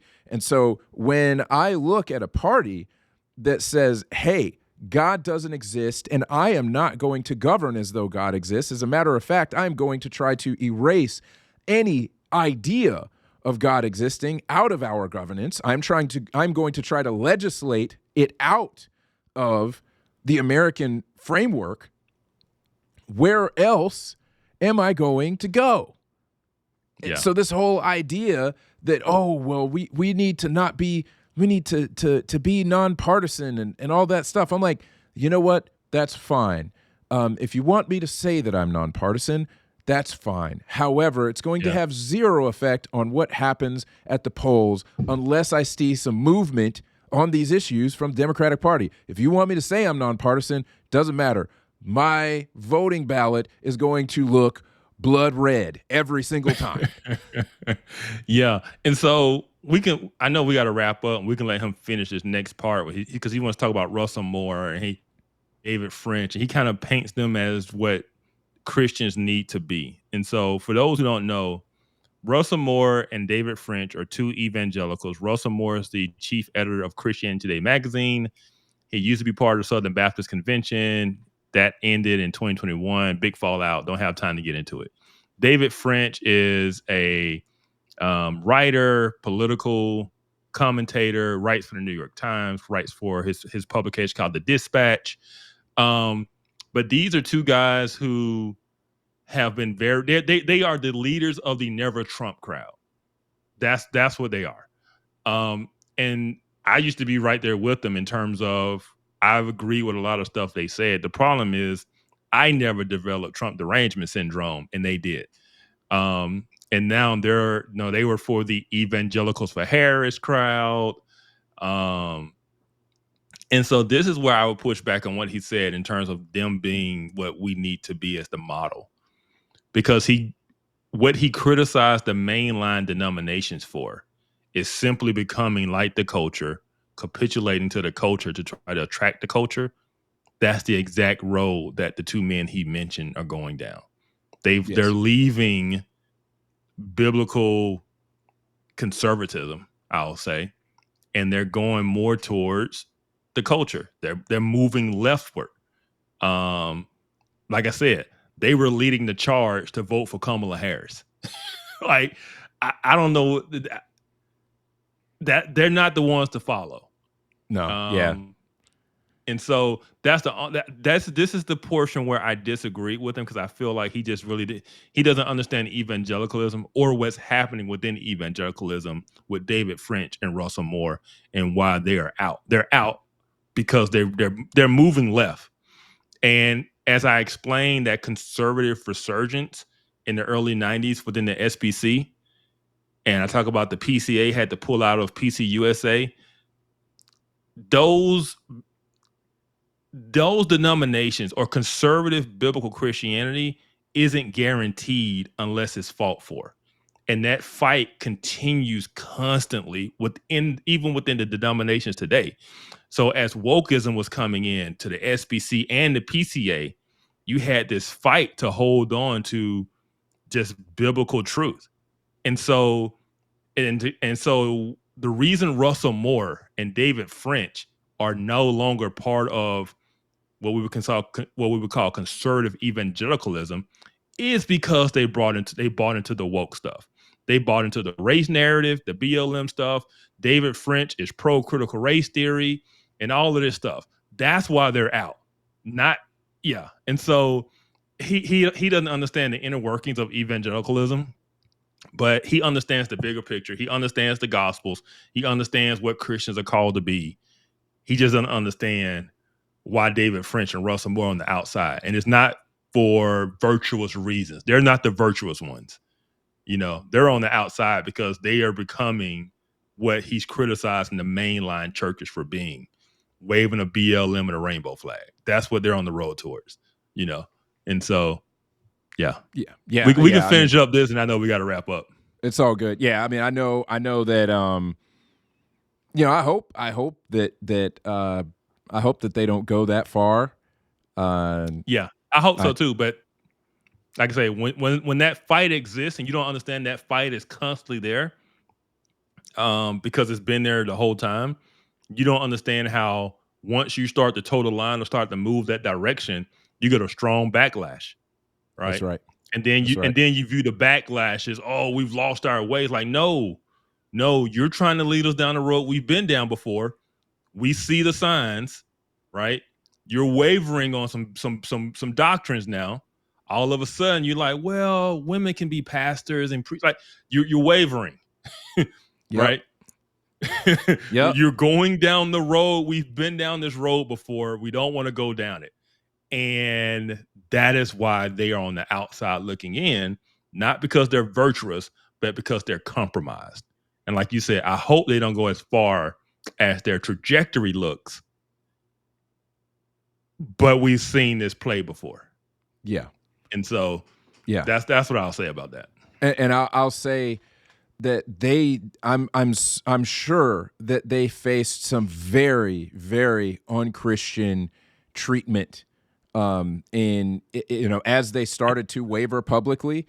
They faced some very unchristian treatment from people, and I know that some of that had to be traumatizing for David French. He did face threats. His family faced threats. I know that some of that stuff happened. He should know that, if you're facing threats like that, those people are not believers. They might be in the church, but they do not know Jesus. But the fact of the matter is that they started to not be able to reconcile the scriptures with their positions, and that is going to catch backlash, and that should catch backlash from faithful Christians. And quite honestly, with David French, I haven't heard him say anything heretical yet, but we're starting to get there where Russell Moore is letting some things slide over at Christianity Today that are heretical. And I mean, more backlash is coming, and it should come. And yeah, that's the thing. So the very thing that he says, like, oh, we got thin Christianity. Well, look, man, 100% agree that, his concept of this sort of politicized, sharp Christianity, in a sense, I don't 100% agree with his concept of it, but this idea of that, yeah, we don't want to basically be Trumplicans in the pulpit or in the pew. That is not what should be happening. However, there's going to be, and there should be, a very strong rebuke coming from faithful Christians when somebody like Russell Moore or a David French, who is a very public Christian, steps out of line. We're actually biblically commanded to deal with that. Yeah. And so, yeah, I can say I really like this guy. I'm probably going to end up buying this book to read it. Mm-hmm. But this is the part where I'm like, okay, he doesn't quite understand the inner workings and what's going on here. So, yeah, let's play it because he's got some really great things to say about Russell Moore and David French. Where are these values of Jesus?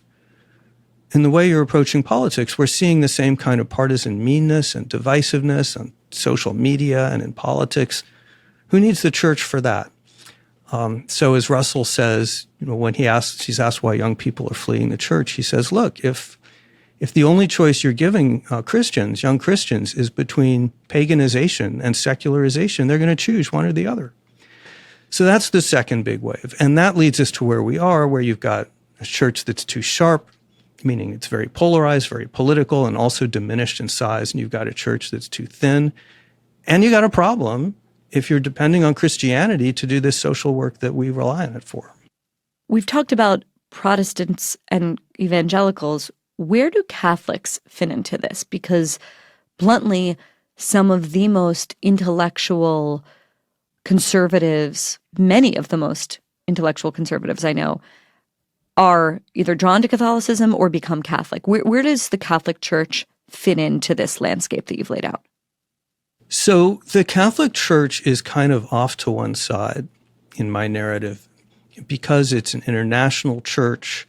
It's a hierarchical church, and it has been able to resist more of the secularization that we've seen in white Protestantism. Protestantism, after all, every congregation hires and fires its own pastor. So if the pastor's not political enough, out he goes. Not true in Catholicism. Catholicism has also held more of its numbers. And so... Why? Why do you think it hasn't been susceptible to the thinning or the sharpening? I think it's because, well, I'm no expert on this, but the main reason that I would cite is that it has a hierarchical order that keeps it grounded. It makes it harder to be sort of permeated by local politics. Mm-hmm. You can be a Catholic priest or a Catholic congregation in, Shamokin, but there's only so much you can do to affect the doctrine of the church and the way the service is going to go. So there's that kind of stability with Catholicism. And also we should add, it's not America's founding religion. And so it's not where the core of our crisis is right now. Let's talk about the story of the evangelicals and how they came to be married not just to the Republican Party, but to Trump. And of course, we're talking in like real generalities here. So I just want to caveat that. When I was coming of age, now I'm old, You know, that marriage broadly made sense. In other words, a Republican Party that is pro-life, that is anti-gay marriage, that wants to put conservatives on the court, it's like, yeah, if you are a conservative evangelical, where else would you go other than the Republican Party? To me, that marriage never seemed that uncomfortable or awkward or uneasy. That changed, of course, with the rise of Donald Trump, who was none of those things, and yet the church, again, I'm speaking very broadly, accommodated itself to Trump. How did he do it?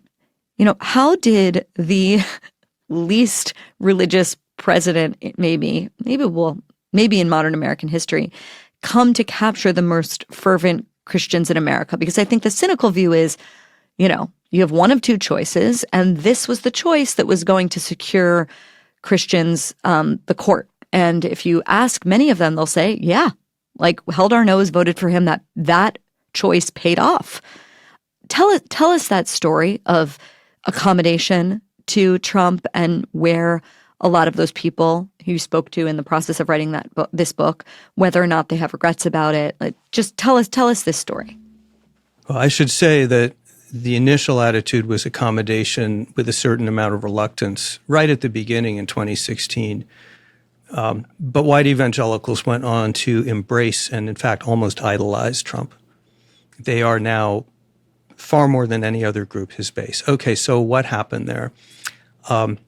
If you will indulge me, I'm going to go back to the Bible for that. Let's go to the source. In Matthew 4, Jesus, having newly been baptized, begins his ministry, prepares for his ministry by spending 40 days and nights in the wilderness.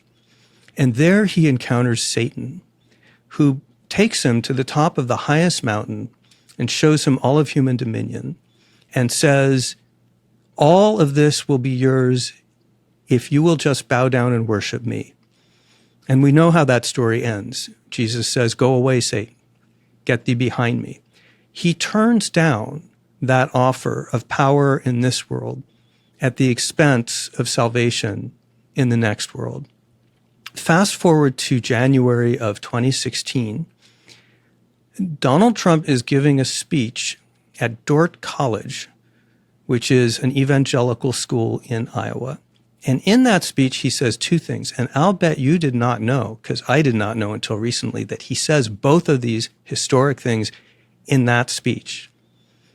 The first thing he says is, if you vote for me, you will have power like you've never had before. Remember that. The second thing he says in that speech, you know, like half an hour later, is,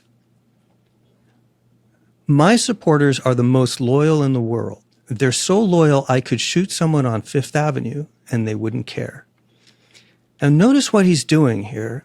The deal he's offering is, I will give you power like you've never had before, and you will give me unconditional loyalty. And that's the deal that they took. It's the same deal he rejected because he knew it could be corrupting. Why did they take the deal? Actually, there's some good reasons to take it.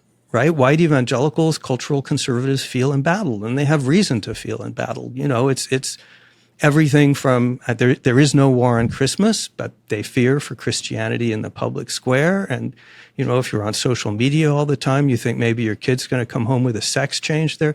It's a scary world if you're a cultural conservative. But so they decide the way to deal with that is power, and Trump offers them power. And that's the deal they made. Oh. What Russell Moore and many other Christians, you ask.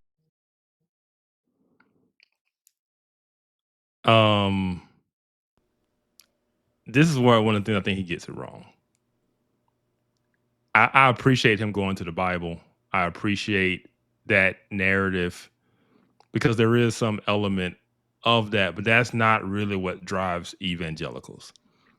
This whole thing about power, and I've seen this a lot, and it gets accused. The right and Christians in general get accused a lot of it being about power. I've heard Russell Moore and David French make that argument so many times. It's not about power. Christians don't view the world through a lens of power. The left does. And that's why the left's evaluation of it is about power, because that's how they view the world. Is a Marxian lens. Everything's about power, a power struggle. It's not about that. The reason evangelical support went from reluctant to loyal with Trump is because, number one, how he governed, the people he put on the Supreme Court, he lived up to his promises. And the blatant and obvious attack and lies from the other side, right? It was so much that got exposed when Trump got the power because the left lost their mind, right? That's when the woke stuff really took off. That's when the media was just like, Trump was the enemy they had to take out. And so just the blatant lying from the media, the good people on both sides lie. And so sitting back watching this, he garnered more support because people saw how much dishonesty and how much lying was going on from the other side. And so it became like this rallying thing to support Trump because the other side looked to be so deranged. Because Trump derangement syndrome is a real thing. And the media, MSNBC and CNN, they just lost their minds. The red media lost their minds because Trump was a danger, fascism to democracy, all of these things. And so as the left, as the Democrat Party went more that way, yeah, where else you want me to go? I'm going to dig my heels in more. And this is the thing too. And this is going to prove my point. How many non-Republicans came over to the side of Trump because of the behavior on the Democrat Party? Right? And so when you look at that, how do you blame evangelicals for digging their heels in more, but then trying to make it about power? It's not about power. Evangelicals do not care about power.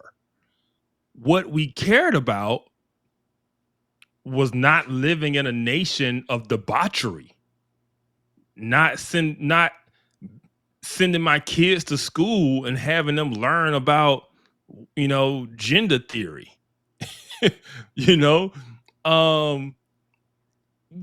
And we just realized all of this time, and because he's talking about secularism in this thing, Christians realized all of this time that we had been lied to about secularism.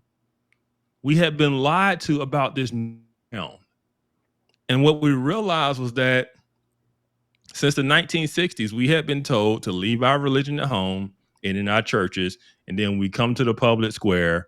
That's secularism. And we just come and we leave all that other stuff at home. But what we didn't realize was that the left never did that. The left brought their religion to the public square every single day, right? They brought it to our universities. They brought it to our schools. They bring it to their politics. There's no more political entity than the black church, and it's full Democrat. And no one says a thing about it, right? Because it's on that side of the aisle. What Christians realized was that this whole buy-in to secularism was just to shut us up. And it didn't apply to anyone else. And so once the evangelicals woke up to that reality, it was like, oh, no, I'm going to be bold. I'm going to speak out, And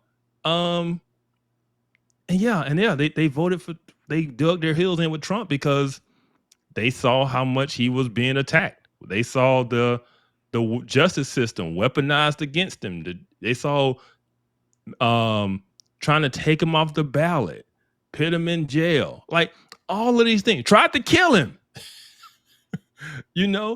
And so when you evaluate that, and I got two options, my options is Trump or this other thing that has literally lost its mind. What do you want me to do? What do you want me to do? And so, no one took a deal about power because we don't view the world through that lens. That's the leftist lens. And it was not about we give Trump 100% loyalty, we get power. No one. In 2016, the vast majority of evangelicals held their nose. Nobody listened to that speech and made a decision to vote for Trump based on power and loyalty. That is just a false, made-up narrative. It was about, at the end of the day, it was protectionism. At the end of the day, it was what's the word I'm looking for? Because the Obama self-defense. Self-defense, but it was also because the Obama administration election was the same way. When basically you're voting against power, you're voting against the current anti-establishment. That's what I was trying to think. Yes. Anti-establishment. It was anti-establishment. Yes. You know, and it was like, we need somebody from the outside to shake up DC. You know, and so it was. There's a lot more that can go into the analytics or the analysis of why evangelicals eventually voted for Trump and then became more hardline with Trump than this idea of seeking power, because that's just not the way evangelicals view the world. We just don't. And so that is where he's dropping the ball in his analysis. He needs to understand evangelicalism better. But outside of that, I really like what this guy was saying. He does have a lot of good analysis. His understanding of Christianity, his understanding of the gospel, his understanding of what we're called to do and be. Absolutely. He just doesn't understand how we got here, how we got off. You know, his analysis is off on how we got here. And he's not understanding the role that his own atheism, his atheist movement played in it. So. Yeah, I will say I will say that I do think that what they are looking at is perhaps a little bit different from just, you know, guys like you and me who are serious about the faith, who, you know, we are not looking at it through a lens of power. We're taking the best option that, you know, that we have available to us, even if we still don't like a lot of it. What they see as being people on the outside, what they're looking at is a lot of conservative evangelicals who are very pro-Trump. I mean, not like, oh, I held my nose. They're bought in. And so from their vantage point, you know, they're looking at it all the same. Whereas, you know, you and I would be able to tell the difference between somebody who has made an idol out of politics and has a problem where they've placed an undue level of loyalty to Trump, you know, an undue level of reverence and just sort of adherence. They're not able to see that because they're on the outside and they're seeing from farther away. Like, it looks like a lot of these people are really on board with this, when it's like, when you're on the inside of it, you're like, okay, there's some of us out here holding the line, and actually speaking to the Christian or the professing Christian who is really hardcore pro-Trump, where we're speaking to them and saying, like, hey, you may be taking this a little too far. They can't see that from the outside. So I understand. Yeah. No, I get it. You know, they're coming to that conclusion that, you know, the evangelical church is married to Trump. I think that the numbers don't necessarily tell the whole story of what's happening. And so they understand that you're going to have Republicans 80% plus vote for, or you're going to have Christians 80+% vote for Republicans when you're talking about pro-life, when you're talking about sanctity of marriage, et cetera. it's not like there was. I put it like this. Why keep thinking? The Democrats at the DNC at their national convention put up a mobile abortion center. Yeah. Outside the DNC, and you wonder why Christians like, come on. Yeah. This ain't rocket science. Yeah. I mean, the Democrats have just completely, and we're going to get into the whole, they call it gender affirming care, which is really just child sex changes. Right. But we just what do you want me to do? Exactly. That's exactly right. And I think that's exactly the right question, because I'm thinking that what they were thinking was, well, Trump clearly is not a Christian.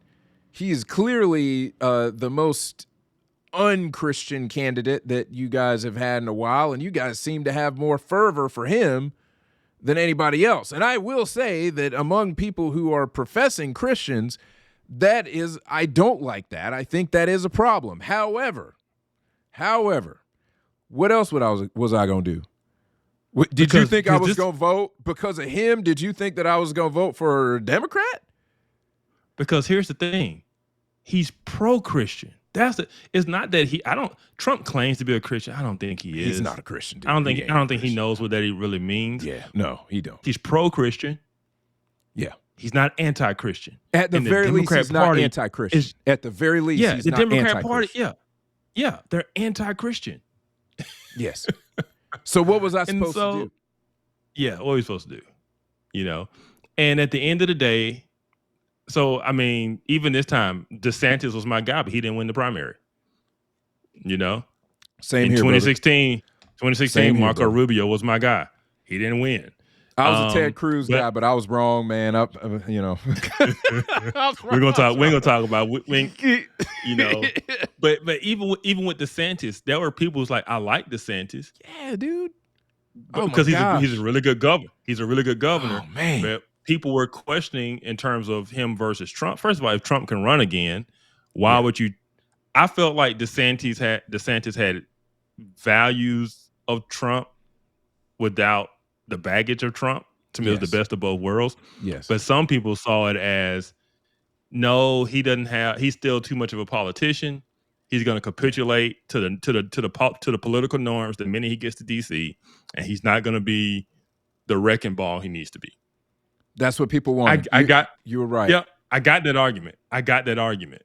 And so, it was Trump, not because it's loyal to Trump, but because what Trump still represents as kind of this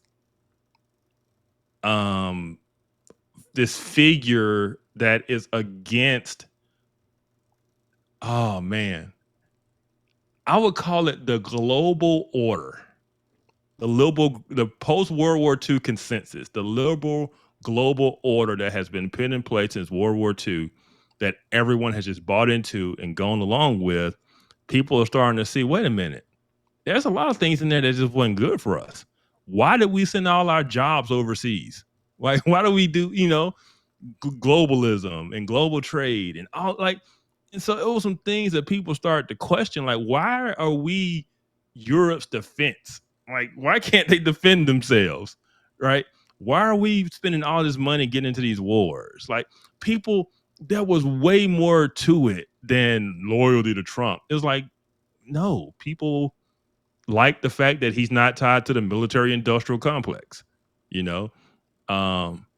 so, it's just this whole thing needs way more analysis on why evangelicals supported Trump more fervently in 2020 and 2024, more so than two quotes from Trump in a speech. I will say that I think that the anti-establishment take is the most accurate one. I think that's definitely the most accurate take of what really happened. And I appreciate that, what John Rauch is saying is that in that we have seen Christians engage in politics in very unchristian ways, and I agree with him on that. Yes, I definitely agree with him on that. And that is a problem in that desire for this anti-establishment candidate, which I will, as a side note, say there are elements of this anti-establishment position that I agree with and would like to see things in Washington change massively. There are other things about the anti-establishment position or posture that just seems anti-establishment for the sake of it, and it's not really thinking through the conclusions that it's reaching. Yeah. And so I see a lot of people kind of going along with that and be like, "Oh, he's too much of a politician." I'm like, that's a dumb argument. I'm sorry. It's a dumb argument. Now I'm gonna blame that on your guys, on you. You're the more libertarian wing. The more libertarian wing is just anti-establishment for the sake of being anti. To be libertarian is to be anti-establishment. Yeah. That's why I can't be a capital L libertarian, man, because I can't be a capital L libertarian because I saw just too much incompetence, and I'm just like, y'all, what are you doing over there? What are you doing? I'm embarrassed. When people used to call conservatives far right, like they still do that. I'm like, no. If someone was far right, they would just be a hardcore libertarian. Like hardcore libertarian. That's what far right looks like. It's basically anarchy. It's no government. Right, dude. Thank you. That is when people call something far right and they're looking at they're looking at the Christian nationalists and they're like, oh, that's the far right. I'm like, no, it's not, man. The far right is like the libertarian who believes that there should barely be any laws and all that stuff, and they want to walk around, with a blunt in their mouth on the street like that. Yeah, that's super far right. I don't know if you realize how close, far right is to, the sort of like, probably, I don't want to ascribe this to him, but a Bill Maher, he subscribes to too many, leftist ideas to be considered far right, but there's a lot of similarity there that people don't realize. You are absolutely right. The far right looks where the government is just so small that it can't even do anything. And I'm so tired of people calling things far right that are not really actually far right. It's just right. It's just conservative. Yeah. Yeah. Or I will also say there are things that people call far right that actually have more similarity to the left than anything else. There are some aspects, quite frankly, there are some aspects of the alt-right and the Christian nationalists that are actually closer to the left in some of their policy because of how illiberal it is, because of how much it depends on the government to enforce certain things, as opposed to the original idea of the founders that we were going to depend on the church to control, to be the bulwark against certain ills in society and not the government. That you have this sort of like relationship between some of the Christian nationalist view and some of the far leftist view on how much government is to control culture. Yeah, I rest my case. So basically, no, you're right. And the reason that we call it the woke left and the woke right, and the reason that a lot of this Christian nationalism stuff sounds like and so close to the far left is because of they're both authoritarian. Boom. That's the common denominator. There it is. Right. And so they're both trying to use the force and power of government to create, they're both trying to use the force and power of government to create the state in which they want. Right. And so, yeah, man, this was good. The link for this, interview will be in the description, so that you guys can go and finish it. I highly recommend finishing it. But yeah, I knew we wouldn't get through it. It's too long for when the interview itself is an hour long, and then you got to react to it. You can't get through the full hour. And so, but we got a lot of the good meat on the bone. But I highly recommend going back to the Free Press on their YouTube or wherever you get your podcast and listen to it. It was really good. Yeah, absolutely. Now, you had a couple of things on Twitter that you want to run through those real quick? we gotta be pushing 4 hours. It's maybe what we looking at? Nah, man. We like 2 hours and 14 minutes. We've gone longer. That's all we've gone? Yeah, 2 hours and 14 minutes. I thought we were at least at 3 hours. No. Oh, wow. Okay. All right, let's go to Wet in the X. It's been a while since we've done Wet in the X. All right.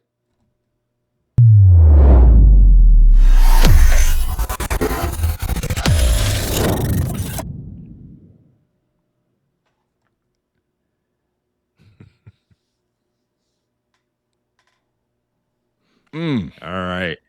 Got your girl. So two of your girls, Meghan McCain and AOC. Whew, man. So this was something that Meghan McCain retweeted out. It was from Team AOC.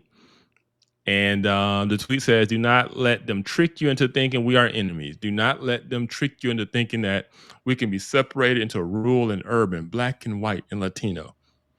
And it was a whole video of like her doing rallies and her support. It was basically a marketing video for AOC. And Meghan McCain commented, she retweeted and she commented this. And I want to get your thoughts on it. She's going to run, and her message of economic populism is more powerful than people are giving her credit for. What are your thoughts on that? You ready for President AOC? Dude, I saw her speaking. This is probably a month and some change ago.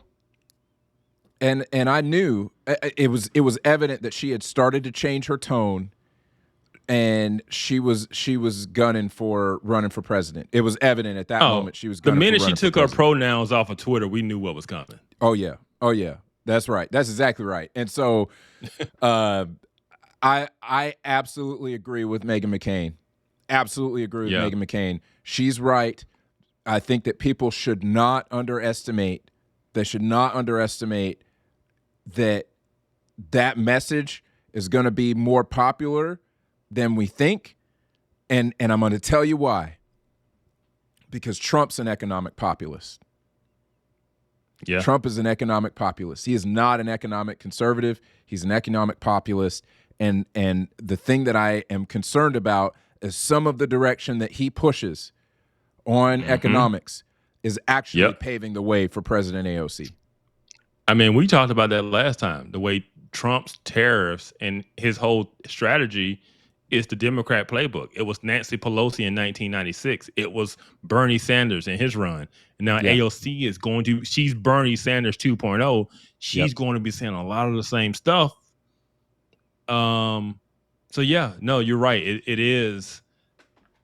It's just going to depend on what is the leading thing at the time. If the economy's in the tank, I don't know. I'm starting to question it. So if things are going well, it's going to be hard to beat Trump's replacement because things are going well. If things aren't going well, that's right. How much is her message too close to Trump economically? That's right. That's a good question. It could work against her if she's too much like Trump, because she could be pushing for the same type of strategy and policies. That's an interesting dilemma. She's gonna be popular. I mean, Feel the Burn caught heat, right? Oh yeah. On the left, I mean, because since the Democrats lost, their whole thing, I've seen a lot of progressives talk about the reason they lost is because they didn't go far enough left. They weren't progressive enough. Like they want to do, they should be out there talking about universal health care. They should be out there pushing all of these left-wing policies. AOC is going to do that. And when she does it, she's going to get she's going to get a lot of hardcore progressive support. The question is, can she get the independence? That's what it's going to come down to. 100%. Yeah. She's going to have to make a lot of people forget. She's going to have to make a lot of people forget. They're going to have to use the flashy thingy on a lot of people over the next 2+ years in order for her to be able to pull that off. But I'm telling you, she's going to try.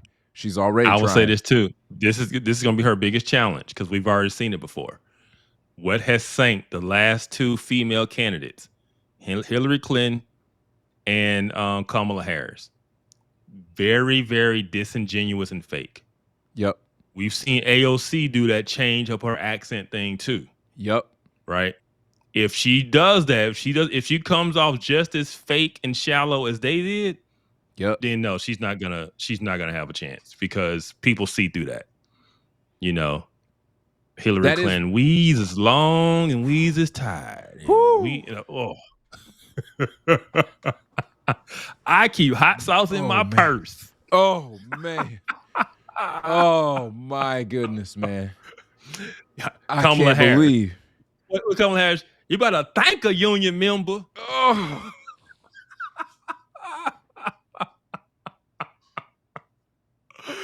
AOC man. does the same things at her rallies. Her Hispanic accent just comes out. She just tries to do it real deep when she's in New York.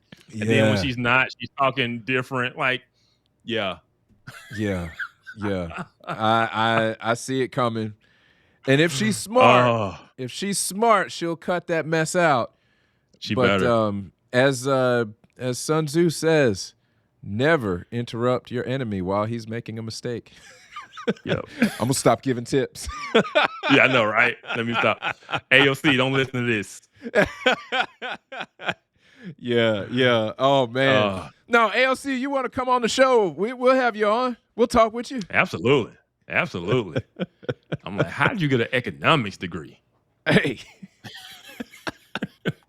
Hey, we won't be mean. We won't be mean if you come on the show, AOC. No, we won't be mean. We'll be respectful. I respect the office. That's right. That's right. We are real Christians. We will respect the office. But all right, man. What else is on? We're going to throw hands at them arguments, though. Be ready for that. I respect the office, not the argument. Yep. Oh, man. So what else is on X? What in the X is going on? My girl, Brett Cooper. Man. She tweeted out. Man. Go ahead. Yeah. So Brett Cooper, formerly of the Daily Wire, now independent. She tweeted out, it was the cover of U.S. News. It says, now comes the womansphere. Instead of the manosphere, we now got the woman. How do you say it? The womanosphere. Yeah, when I looked at it, I'm like, hold on, that sounds different. Okay. Yeah. The anti-feminist media telling women to be thin, fertile, and Republican. And Brett Cooper just tweeted out, thin, fertile, and Republican? Sounds hot. LOL. I'm like, I hope that's not viewed as like a bad thing. So you're telling women to be physically fit, attractive, have children, and have conservative values. Oh no! Man! This is so bad. Like, yeah. I mean, so yeah. I don't. I'm sorry. I'm failing to see the problem here. I'm failing to see the problem. Yes, and this is the thing. We've talked about it before. Well, I don't know if I've talked about it on this show before or not. So, like, I wrote an article before we started doing this show. And, man, that article was on this very topic. It's crazy. So it's coming back full circle. So I wrote an article about basically how atheists were promoting we need to come back to Christianity. Now I was quoting, John McWhorter, what's his name? British guy? Oh, Douglas Murray. Yeah. And so I was quoting a lot of them, but another one I quoted was Mary Harrington. A lot of people don't know her, but she's she's British, atheist, secular, and she wrote a book called I forgot what it was titled, but it was about feminism, and it was about returning to a certain type of feminism. And basically, it was saying we need to get back to these conservative values of the home and all of this type of stuff, right? And it was just like this trend is just continuing. And so basically what this thing is pointing out is like, yes, there are women who have realized that feminism lied to them and that women are not better off today than they were in the past. They're not happier. They might have more money. They might have higher positions within an office, in the workplace, and all of this type of stuff. But what has suffered? Women happiness, true happiness has suffered. Children have suffered, right? And so when they look at society, they're seeing the same things that this guy is saying. We need more of these Christians, we need everybody to get more back to a Christian like ethos. Like we just need more people to be like this. Traditionalism, conservatism. And so yeah, there is this thing of saying, hey, yeah, ladies, let's not drink the feminist Kool-Aid. If you want to, work, I mean, Brett Cooper's and Candace Owens, they work, it's not an anti-work thing. It's not a woman must be barefoot and pregnant and in the kitchen type deal. But there needs to be a embrace of family, an embrace of the home, and not just career, right? Which is what a lot of women have sacrificed everything else for. And career and life in a cubicle became the most important thing. And it's like, who sold you on that? Yeah. Yeah. I saw a Facebook post today. That said, women really fought for the right to work. Yeah. Like, yeah. You kind of had it good. There's a Asian comedian who talked about that. I can't remember her name, but she said all these women out here, feminism, talk about fighting for, right to work and all that. And she's actually pregnant while she's doing this stand-up set. And she's like, B, shut up. I'm trying to go home. Like, you trying to tell me that I used to get everything paid for?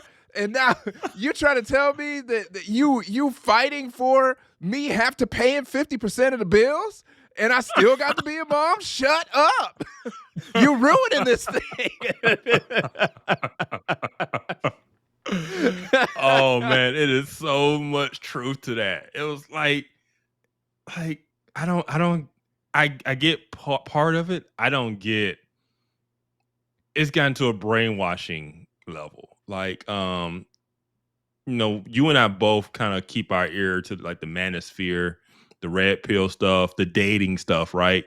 The disconnect between men and women, and hearing these women basically place all of their value in their career, in their degrees. And it's like, who told you that was valuable? Like, who told you that's what men valued? Or when a guy's looking to settle down with a woman, who told you he was valuing your degrees and how much money you make and not? He don't care, right? But yeah, but to hear how like their identity is so tied to their careers, they're a lot like men who get caught up in their identity being based in what they do for a living. Women have done the same thing, but to more of a detriment. Because they're on a different biological clock than men. Right. And that biological clock, man, by the time you decided you made it, you 35. And now you're saying, I want to look for a husband. Yeah. It's like, you how many kids you think you gonna have? 35. I mean, I will say that the current generation, like looks better in their 40s than when we were growing up. The people we saw on TV looked a lot older than they really were, at least compared to millennials and younger. So you could do it. I mean, you could have kids into your 40s. I'm just gonna say, I'm here to break. Do you want to? I hate to break the news. 35 is considered a geriatric pregnancy. It is. We went through it. And I will tell you, it is not. There are risks that come with it, and it cannot be fun. There's a reason why. Even if my wife wanted to have another baby, I would say, ma'am, I'm sorry, the kitchen is closed. The kitchen is closed. I am not. The restaurant is closed. We ain't serving nobody else. It's past hours. Hold on. Let me text her right now and tell her.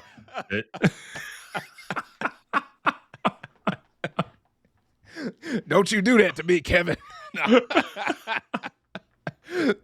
But yeah, I mean, I think that there is definitely a move. I saw Evie Magazine years ago. I saw Evie Magazine kind of come on the scene, and I was, like, wow, okay, these are not like, these women are not Christian, but they're definitely pushing for a more traditional view of femininity, and they definitely have more conservative attitudes towards gender roles and all that stuff. But it was evident that they were not Christian. I've read articles because they started showing up on my Twitter feed because of who else I followed. I started seeing this stuff show up, so I started looking at them, and I'm like, wow, okay, this is refreshing. That was at the height of the body positivity movement. Evie Magazine kind of started to come on the scene. And so it was very interesting to see that. And so, yeah, I mean, I think that you have, just like with the manosphere, you're going to have some stuff in the womanosphere that is probably going to be off base. You're going to have some stuff in there that's probably off base, but, making your man a sandwich is not the devil. Just go ahead and put that out there. It's not the devil. And maybe we need a little bit more of this, I know that maybe it's a conflict of interest because I would like to have a sandwich made for me, but look, and I'll say this too, because I just thought about it. Mary Harrington's, her position was women need to return to a feminism of care. Basically, she was calling women to be nurturing, right? And to basically just dive into their femininity and be nurturers again, instead of trying to be masculine. And so she was all for feminism, but it was a different type of feminism, like lean into your femininity. And you don't have to reject motherhood. You don't have to reject nurturing. Like, that's kind of what you're good at, Yeah. It's kind of what us men aren't good at, and and so, that was kind of her thing, and that she was calling women too, which is a lot of this. I mean, it wasn't the whole be fit thing, but I mean, that just kind of, there's nothing wrong with, being physically healthy and fit. Yeah. Now, I agree with that. I will say, because I'm sure some people are thinking it out there, this please don't take this as an endorsement of Candace Owens. Oh no, we have not determined the Jews to be what's wrong in all the world. So no, do not put us with Candace Owens. No. Yes, please. No, Brett Cooper though. Brett Cooper, that's fam. Yeah. Now, I am curious. We probably don't have time to get into this really, but the whole drama with the Daily Wire and all that stuff. I'm curious about your take on that. But it's been interesting to kind of watch that unfold. I don't have inside knowledge. I'll just say from what I've gleaned from her interview and interviews with Jeremy Boring and the fact that he's had to step down. The Daily Wire, when I say the Daily Wire, I mean mainly Jeremy Boring, thought the brand was bigger than the personalities. And he thought the Daily Wire could just replace anybody and keep moving because it's the Daily Wire and we made you. And to a degree, they did. Nobody knew who Brett Cooper was before. But once she has a following, it's not just the Daily Wire. People like Brett Cooper. Yeah. And what Jeremy was big on was these personalities would sign contracts that would basically, they didn't have any ownership. She didn't own any of her stuff from the comment section. It was more, he said, you were a wage slave, right? We're going to come in, you're going to work for, it's good money, but you under contract, you have no ownership of anything. Everything belongs to the Daily Wire. And I think when her contract was up, she wanted to renegotiate some of that stuff because she was bigger than that now. Yeah. And it's like, no, that's the structure in which the Daily Wire operates under. We own it. You're just a personality. Take it or leave it. And I'm pretty sure there was a good number tied to it because she had earned it. Oh, yeah. But it was just this idea of, no, you just work for us. And so she left and went independent, and her numbers are killing them. Her numbers are where they were when she was with the Daily Wire. But the show that she was on, the comment section, those have just died. And that's when I was like, when I went to both YouTube channels and looked, I was like, that's why he got that.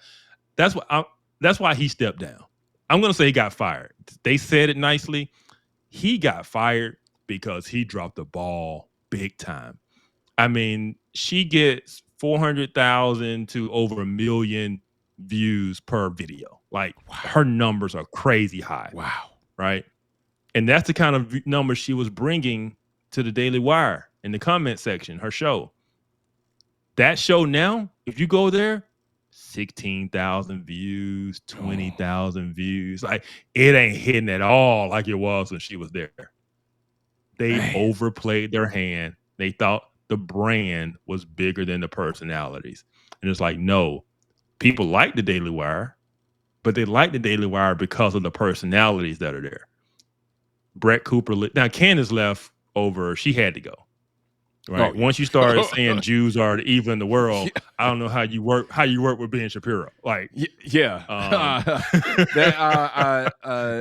Clavin for that matter. Right. I mean, it's funny. Clavin's a Christian. Right. I mean, he's a Messianic Jew, basically, or maybe just straight up Christian, because Messianic can have some other things that can be tied into that. He calls himself a Christian. Yeah. And so. Yeah, that's a whole separate issue. It was weird because, I don't know, I guess her and Candace were friends. I don't know if they're still friends. But Candace, Candace went off the deep end, man. I think Candace roots for anyone who is anti-Daily Wire. 100%. She has a grudge. I remember when the Daily Wire came out. I was a big fan of it because it was kind of at the time of it was at the beginning of the Trump administration. Breitbart had become just straight up a Trump mouthpiece. And so with Breitbart's passing and it getting handed on to Steve Bannon, and you had Milo Yiannopoulos, those two guys, basically the most two powerful people at that outlet.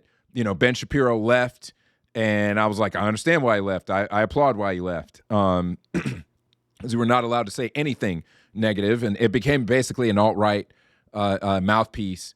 It did. Like a Trump mouthpiece and an alt-right mouthpiece, which was weird because Trump wasn't really alt-right. Like, they just kind of latched themselves onto him. But Daily Wire back then, I thought was the brand was basically Ben Shapiro. He carried, right? Like anybody else who came along, they were riding on Ben Shapiro's coattails, right? So, but now Matt Walsh has got his own following. Clavin has his own following. Michael Knowles. Knowles got his own following, but behind Shapiro, it was Brett Cooper and Candace Owens. 100%. In terms of 100%. numbers. 100%. And I get losing Candace. Candace went out the deep end. Yeah. Brett Cooper was a relationship they just ruined. Yeah. Because of ego. And that's why he got fired. Yeah, and I was wondering really what the real story was, and again, obviously we don't have the inside track, but it did seem like that one hurt him. Candace didn't hurt him, but that one hurt him. It hurt him. Yeah, and I'll say this about Brett Cooper: if you're really interested, go watch her video with Sean Ryan, her interview she did. I think it's 3 hours long.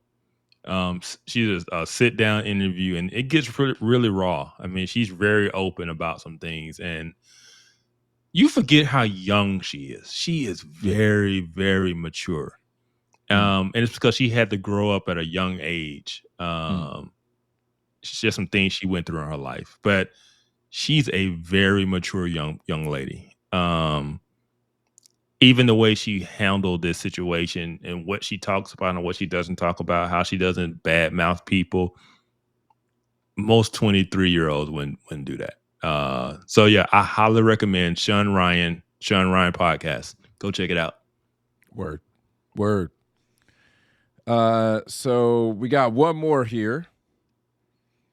This is it. This is wild. This is the first time I haven't got what it was. This is the first time I'd ever seen this. I'm going to read it so that you can react because, Lord of mercy. Okay. The National Institute for Coordinated Experiments, abbreviated as NICE, we've tamed the atom. We've mapped the genome. Now we subdue the sun. Forward, always. Proud to support the innovation to dim the sun for a brighter future. Experiments to dim the sun will be approved within weeks. This looks like maybe it's over in the UK because it's the Telegraph. Scientists consider brightening clouds to reflect sunshine among ways to prevent runaway climate change. Bruh. These people are nuts. They are nuts. I'm gonna be honest, man. The whole climate change thing is just, I'm so tired of it. Yeah. It is so full of propaganda and nonsense. None of it makes sense. None of it is consistent. The people who push it, their actions aren't consistent with what they say they believe.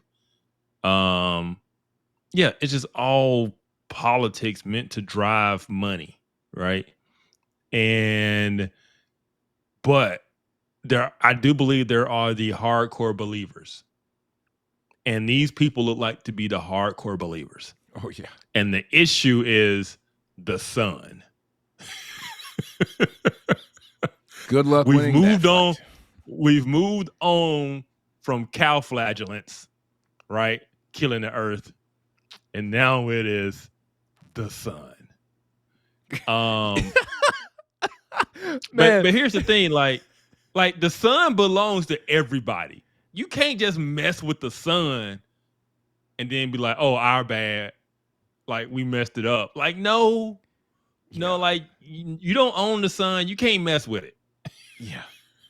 Yeah. Oh my gosh, man. I mean, you remember back when, there were some brave scientists who were speaking out, and they were like, hey, I don't know if y'all really, want to pay attention to the actual data here, but cow flatulence has a higher impact than human activity on CO2 emissions on the earth. And back then conservatives were like, look, they're not crazy enough to say something like, we need to curtail the amount of cows on earth. So they're probably not going to go that route. And the climate activists were like, hold my beer. As a matter of fact, yeah, we actually believe that we should reduce the amount of cows. And if I'm not mistaken, I do think that AOC wound up making an affirmative comment around that at one point. I'd have to go back and find it. Yeah, we need. So they don't said we need quote to me eat. on that. They said that we need to eat bugs.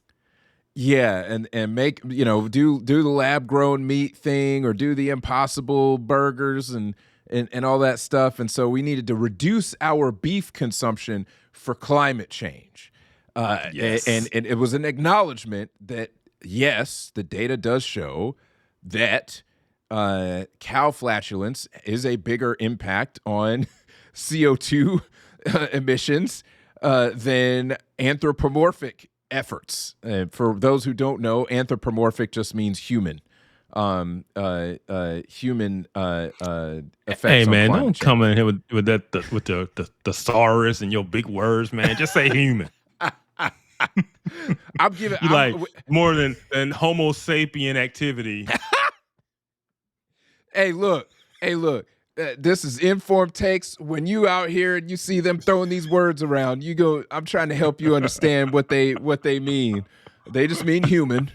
They found a fancy word for it.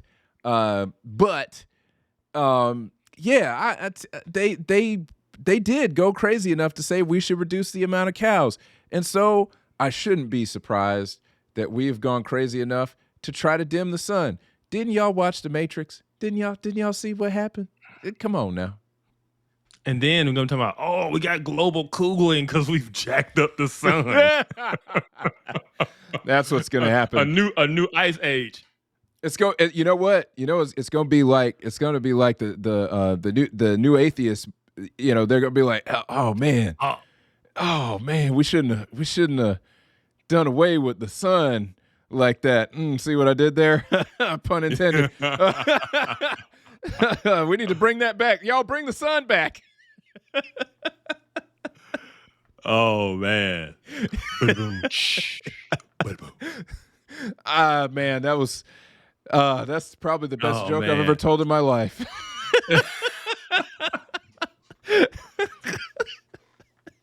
But yeah, man, when I saw that one, I was like, this gotta go in there. These fools talking about dimming the sun.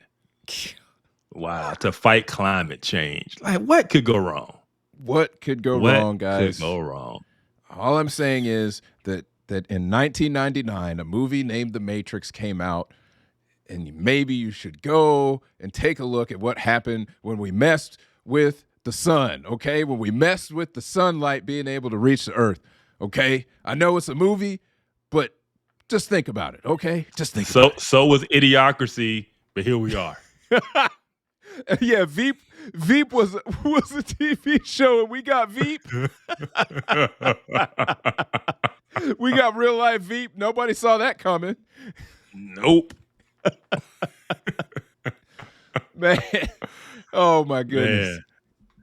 Oh man. All right. So that is it for What in the X. This is a good show, man. I know it was a little bit different because we went way more down the Christian route than it wasn't more so than the it's so all tied together.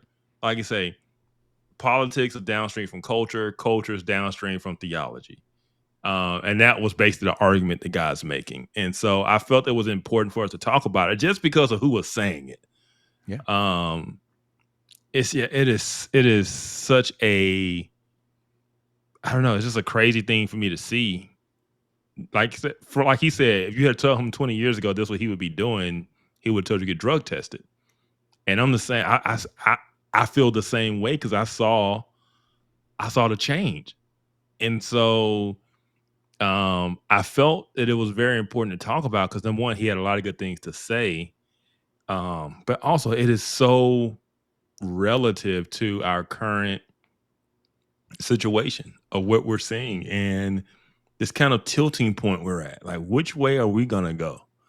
And so much of it is resting on Christians. Can we save the right? Can we save the Republican Party from going down the woke right path? And and then just seeking to, because it's so tempting. I've written so much on Marxism and the effects of Marxism and the strategies and what's been happening to our society, but at the same time, you can't make it to where it's like all out war. Right. Because they're still a neighbor. These are still our neighbors, and we need to be way more convincing than we do basically just punching everybody in the face. Yes. Yes. And so that is what my position would be on this is we got to get back to just having better arguments and not adopting the tactics and mindset of the woke left. So that's right. 100% agree. I think that we've definitely embraced too much of the Trumpian sort of brawler mentality.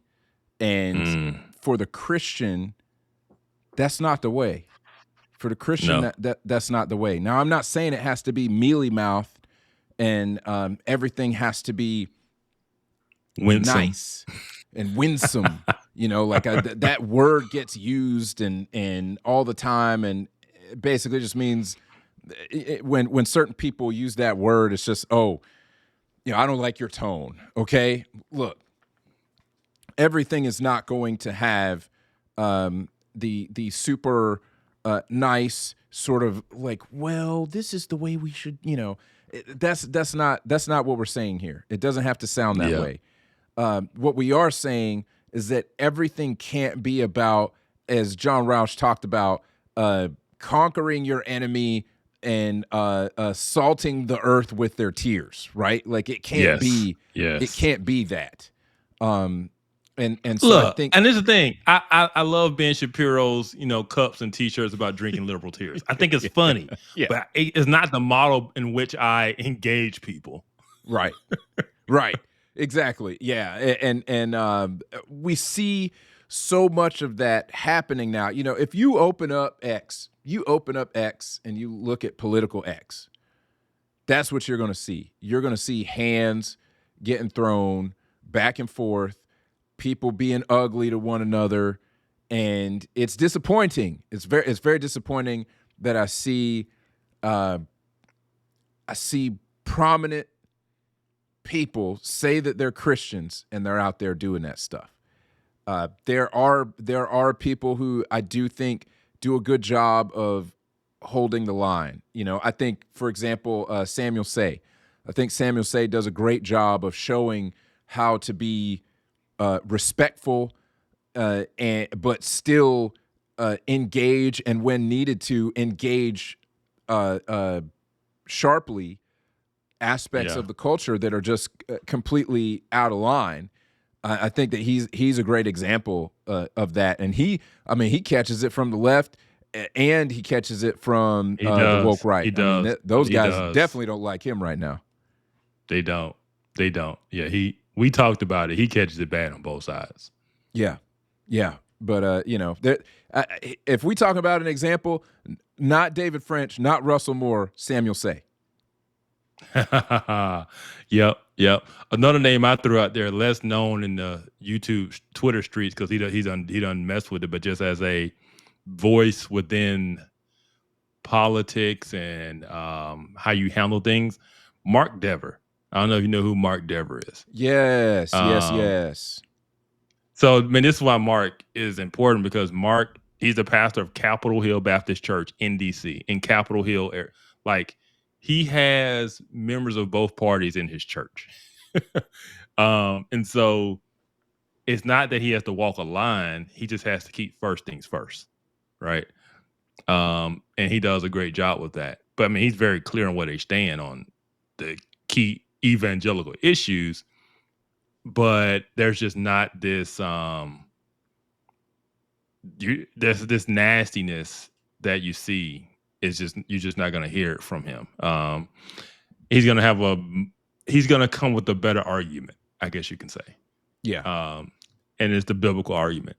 Another thing I'll say too because this kind of gets thrown out too much. When it comes to Trumpian type sermons within evangelicalism, there are very few churches where you're going to find that. Right. Right. Yes, evangelicals are all about Trump, but you don't hear it from the pulpit. It's not in the sermons, right? It's just that people share a certain political understanding. Maybe everybody watches Fox News, but when they go to church on Sunday, what is preached to them, there are very few churches where you're going to get a political driven Trumpian sermon, right? That just doesn't, and I'm going to say it doesn't happen because it does happen. I've seen videos of them. Yeah. It's just not the norm. It's right? not the norm. So this idea, so that's another thing. So his whole idea that, evangelicals went down this Trump route, like it's not the way he thinks it is. People aren't getting up there and preaching MAGA sermons. Right. There are some churches that do that. No, some of these churches have the weird, awkward, patriotic services on like Veterans Day and Memorial Day, and it's just so creepy. But it's creepy because it's not the norm. Behind the pulpit and stuff, Yes, yeah. But it's creepy because it's not the norm, right? Yeah. And we'll call that out. Again, folks who are looking from the outside, they probably are not seeing the faithful ministers who are calling out that is wrong. They probably not seeing that. Yeah. Yeah. And so that's what I'll say, just from a perspective of things, like he has to do a better job of understanding evangelicals and why they have swung the pendulum so far to the other side in many ways, and how that plays itself out. Yeah. Yeah. But man, we got to wrap up. Final thoughts, man. What you got? Hey man, final thoughts. For me, it basically comes down to let's actually take heed to what John Rauch is saying. I do think that there is a problem, even if he doesn't completely understand the ins and outs of the problem. There is a problem. Yeah, and 100%. I think that conservatives need to take heed of that, and I think that there needs to be an element of independence from Trump. This blind loyalty should not be there. We should be able to call balls and strikes. We cannot become politically what we have railed against for so long. We cannot become that, and we cannot give up conservative principles and go in the way of rank populism in order to own the libs. And I think I do think we should take heed to what's being said there, and especially to Christians who consider themselves conservatives. He's got some very strong points that we do need to look in the mirror. And if you're out there throwing hands all the time and just being ugly on social media or being crazy towards people about politics, consider that's not how the Lord would engage. Yeah, facts. Oh man, I think that's good, man. I think that's good, and I think that's a good thing to just land on. Let's end it there, And so I do have one y'all, thing. Okay, good. What you got? Thing. Okay, so I got this one last thing. I got this merch, y'all. Oh snap! Oh snap! Look at the merch slide. We stepping up. We stepping up, man. We got animations and everything. Y'all, we've got new merch in the store. We will have the link in the description. Head to informedtakes.printful.me and you can pick what you want. We've got shirts, we've got hoodies, we've got mugs, we've got stickers. But anything that you pick up supports the show. We appreciate you guys, and you're the best audience on the internet. We appreciate y'all. Yeah. Plus, man, look how diverse our informed take slide, our merch slide is. Like, we got representation, and I'm pretty sure the female in there, I'm pretty sure she's queer. We just represent everybody. We're inclusive. We are so inclusive. Oh man. Oh man. Bari Weiss would have laughed at that. She would have. I bet you she would have laughed at that. Hey, you notice the white guy's not in front. Just saying. Hey, Just saying. yeah, Man, maybe representation matters, people. So hey, but if you're white, don't be offended by that. I just wanted to put the navy blue hoodie in front. That's the reason, because that hoodie is fire. You want that one. You definitely want that. It is. It is. But no, man, good job with that. Yeah. Yep. Check out the merch store, y'all. But with that, y'all, hey, I hope y'all had a great week. I've enjoyed recording this. Next week, we'll be back live with you guys. But yeah, thanks so much for joining us tonight. We appreciate y'all. Support us, share it on social media, tell a friend. Yeah, check out Devin at Podium Studios. Join us next week as we continue to talk about all things geopolitics and politics. Stay informed. Stay informed, folks.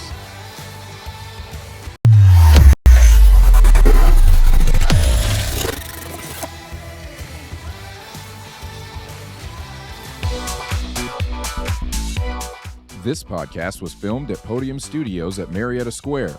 Grow your business with turnkey, professional quality podcasting, live streaming, and online events.